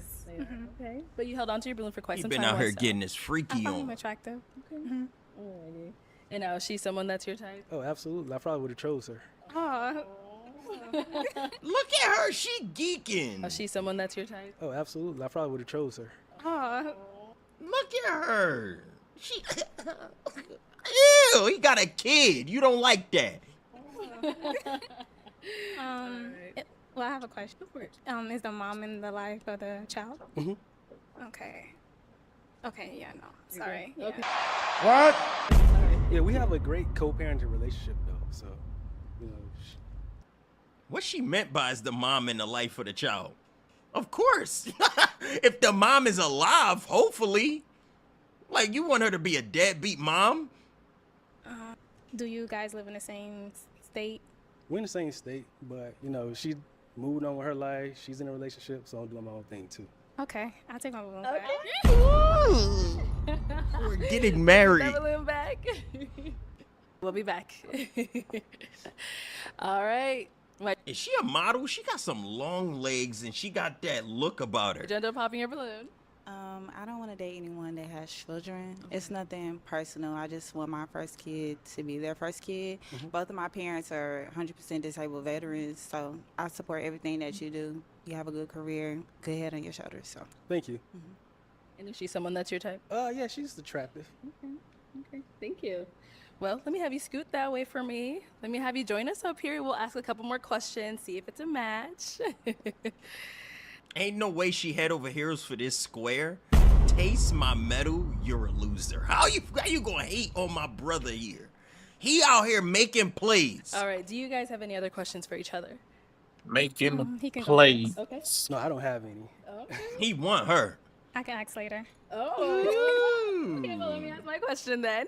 Is it a yes for you for him? Yes. Okay. And is it a yes for you for her? Of course. We got a match. I'll take the Chad, mic. he got All right, him you guys one. Can go on off. Make some noise for them, ladies. Oh, I don't like this guy. Let me look at the execution. Look at the execution of the bonding. Look at this. Look at this. Look at this. She tries to get a hold of the gentleman, and his scary ass start dodging her. What are you doing with your arm?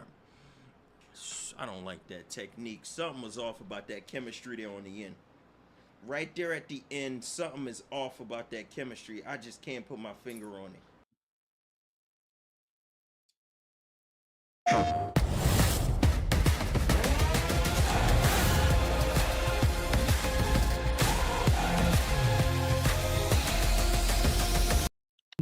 Okay, and why you break up with him?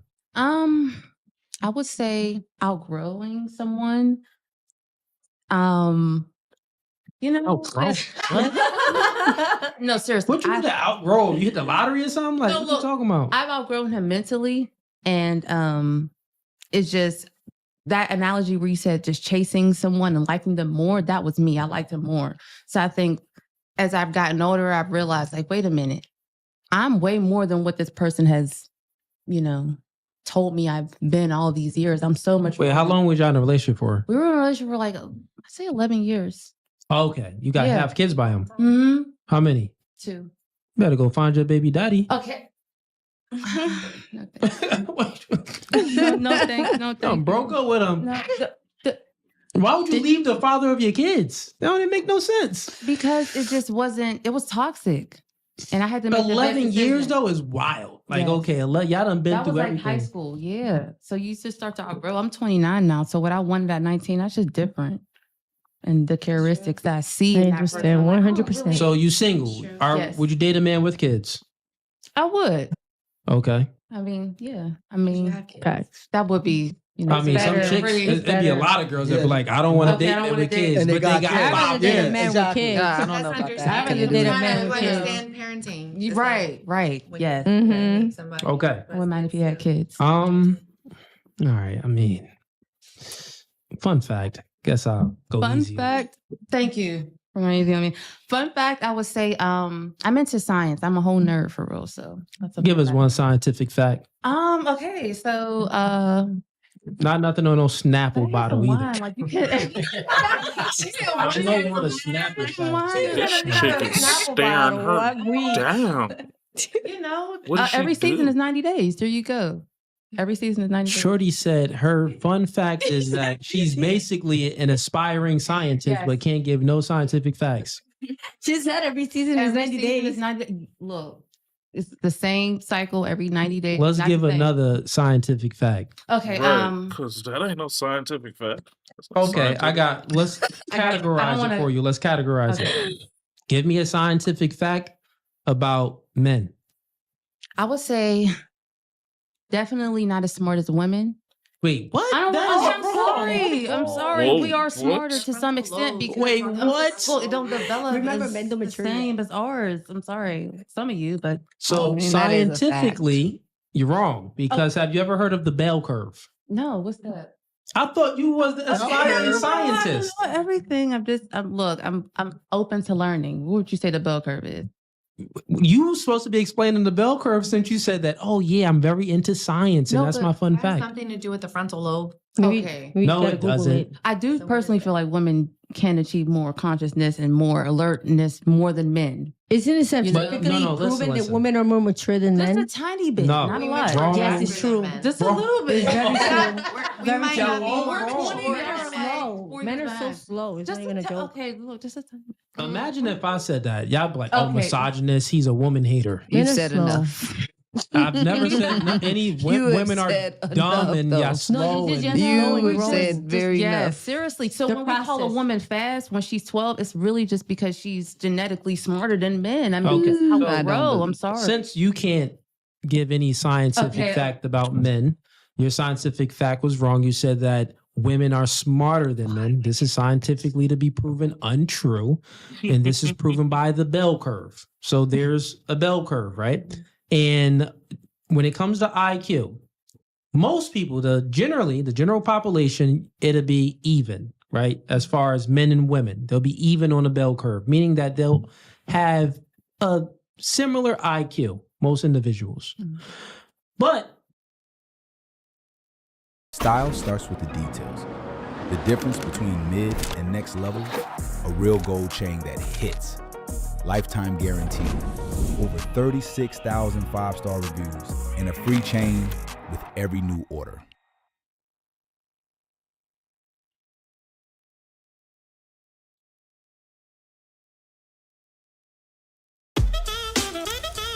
With hair like that, she's not looking at the baby. American Crew, man, you look good.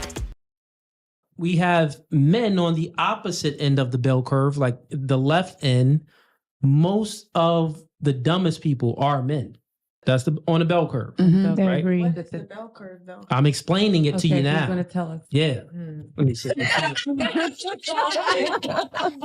It looks like this, right? That's what it looks like. That's a great So, example. yeah, that's Yeah, that's I a love bell that curve. example. You see Yeah. it? So on this end, right here, the dumbest people are men. Most people hover in the middle, right there. Men and women hover in the middle. But when you get to this end, the smartest people are men.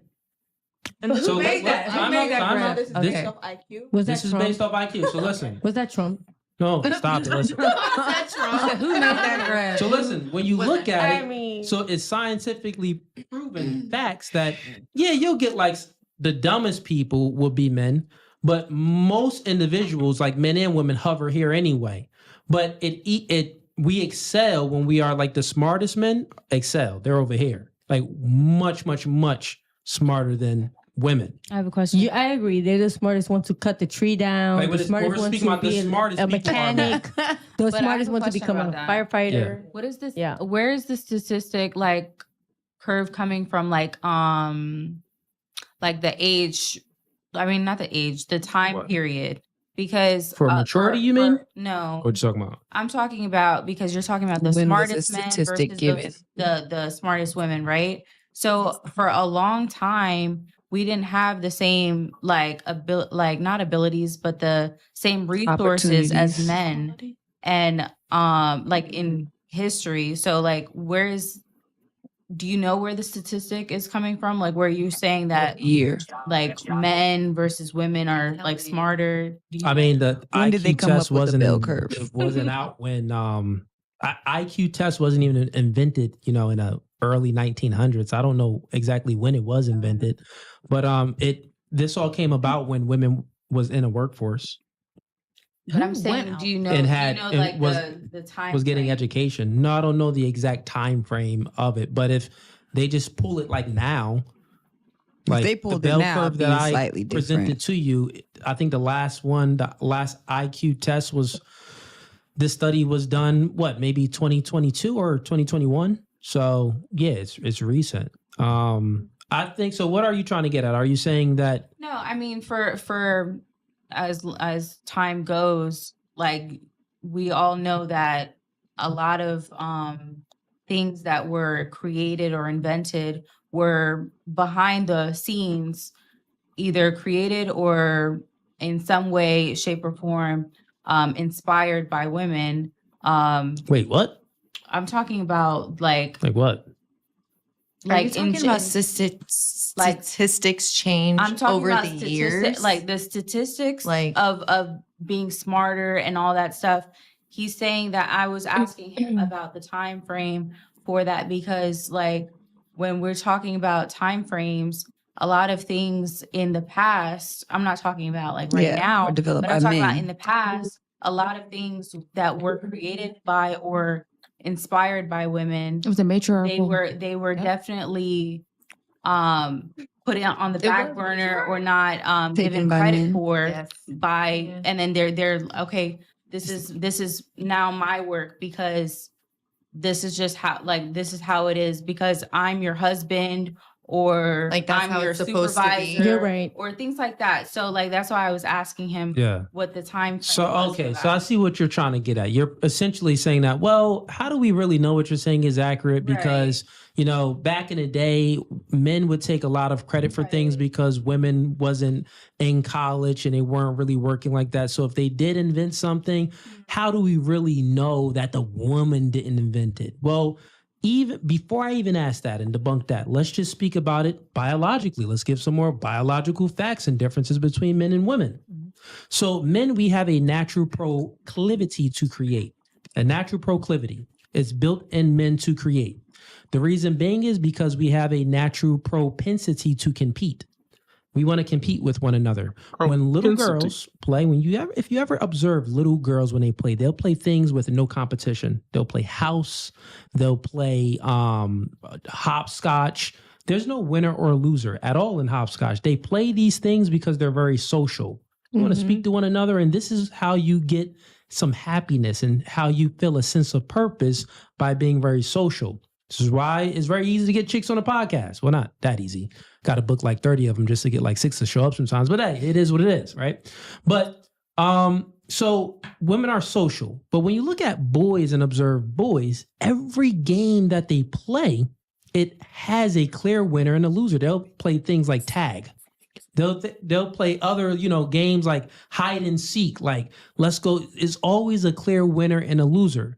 This just means that men, how we're constructed, how we are born to be in competition. Now, since we're in competition with one another, well, what's competition? I'll teach you how to do this with Niji Journey.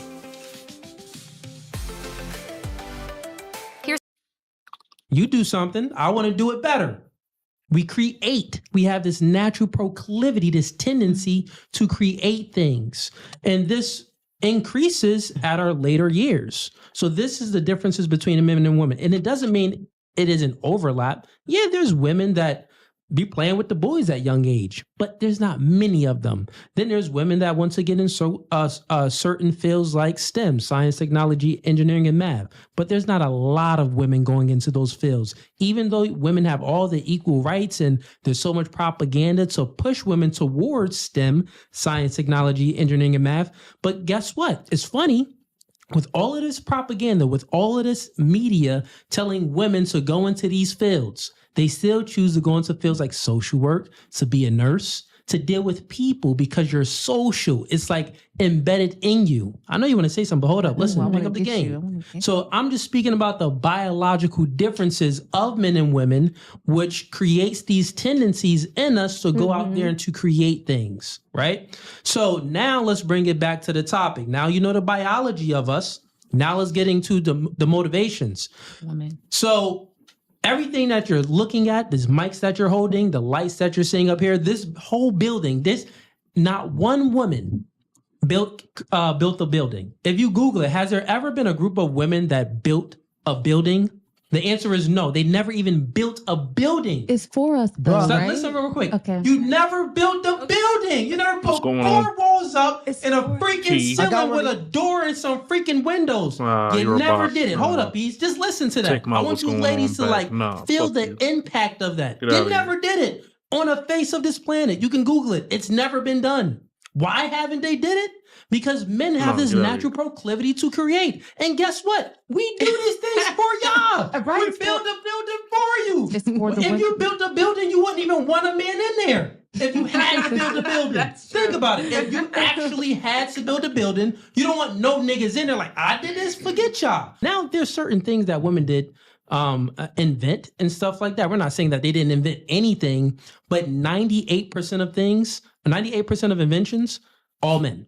Well, not physically, Yeah, but men intellectually, invented- they're for us. No, though. I'm talking about inventions, the things that was created, all of it. It was for You us. remember though. back in like what Well- 8th grade? They taught us hunters and gatherers. Weren't the gatherers the women and children, and they were the ones that used I to mean, I build feel the like hut? men the are hunters. Women the are the hunters. hunters. I feel like No, you were the men- hunters. The men's were the hunters. Women and children were the gatherers, There we right? go, yes. We were the ones that built the huts too. Men are smart for certain things. Females are smart for certain That's what I'm things. saying. Everybody has We their built own the level of weave smart. Nobody's baskets. smarter than nobody. We were the ones that And built the that's weave that. baskets. They built the little weave huts. And You don't y'all remember doing that? this. They We're taught us that in equal. 8th Y'all wouldn't grade, build yo. the building The for what's for the lions, women. they literally Y'all don't sat have there and patience for said that baby the crying. women and Y'all go children were crazy. One the mic at a time, ladies. gatherers. One mic at a time. One I mic was at a just time. saying that y'all wouldn't be building the buildings and the whole infrastructure if it wasn't for women's, you know, I'm saying No, no, no. comfortability. So but no, look at what I down just to said. women. No, look at what I just said. Still ain't No, built nothing, so what? It's No, still stop gotta it. be Real equal, quick. though, That doesn't even make sense. Repeat what you just said. I was just saying that all the infrastructure and the things that men are building is for the comfortability of women. So it still Now ties stop down it there. to women. No, Okay, stop it okay, there. I'll It stop. doesn't. That doesn't even make any sense at all. Okay. Think about what I explained about the biology differences of men and women.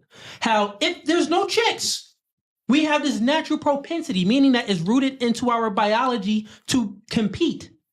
But for what? No, though? stop it. I'm sorry. Okay. It's this natural thing to compete. Then, since we have this natural thing to compete, we have this natural proclivity to create. If there's no chicks, if it's me and him, nigga, I want to outdo you in whatever we doing. Bro, we do that now. We do it now. We didn't. No chicks. So listen, what I'm saying is, with no women around, men would still create things. Now, I'm not saying that, like, maybe we wouldn't create an air conditioner because it's like men can regulate their temperature better than women can. So maybe we wouldn't. That's a scientific You're right, fact. but that's what I'm saying. It's equal because Egypt you guys was the are the matriarchal. creators. We came out of your rib cage. Y'all have to create for us, and then we're the ones that give the emotional, the love, the Intellectual. caring. Well, the at least you cookie, know that we the creators. sex. That's all I wanted you to We say. give everything. At least you I'm do not know. saying I do Start with recognize the the creator. creators. Okay, y'all got that. Y'all got that, but Yeah, let's it finish goes the both intro. ways. Let's finish the intros. Oh, you still finish the intro? Finish the intros. So, Conversation. Dean, where was we with? Okay, wait. We started with the fun fact. So y'all feel? Oh yeah, you ain't no scientist. Let's just Look, I read sometimes some stuff. let's go with you. She been quiet. Let me see what she got to say. I know Oh, she got Lord. an attitude deep down inside. We finna bring this out. So if you like that clip and you want to watch more, click right here. But if you want to watch the full episode, click right here. That was just a whole bunch of gobbledygook. Real talk, bunch of gobbledygook. Nothing worth watching, nothing worth hearing. They just arguing for the sake of arguing. And shit, honestly, it'd be like that sometimes, man. I don't fucking know, man. I don't think anybody's better than anybody, and I don't care what race or what religion or what fucking gender you are, man. Everybody fucking sucks, or you're fucking great. But I believe that all divinity is coming from the idea that everybody could be great, that they're choosing to either suck ass or be stuck in the idea that they don't think that they're good enough. So it's up to you, man. Be great or suck. It's up to you. It's literally your choice. Got nothing to do with it. If she thinks she's a fucking scientist, let her go be a fucking scientist and not have any kind of idea of what a root cause or cause and effect is at all in any kind of sense. And if she wants to be a scientist that doesn't know any kind of scientific theory or doesn't know how to do anything scientific, then let her suck at being a scientist and never get paid for it. How about that? All in all, man, weird show today. We kind of went from dating and relationships to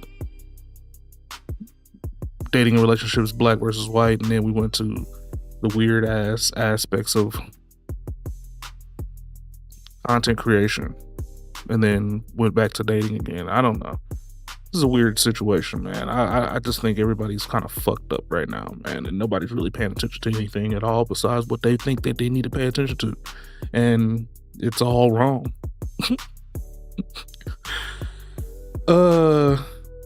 We gonna go on and get up out of here, man. Look, that's the alarm. We're gonna go on and get up out of here today, y'all, man. Y'all be easy, be safe, man. If you make some money when I'm not around, make sure you bring the receipt so I know you ballin'. Praise to the Most High, man. Y'all be easy out there, be safe, y'all. Peace.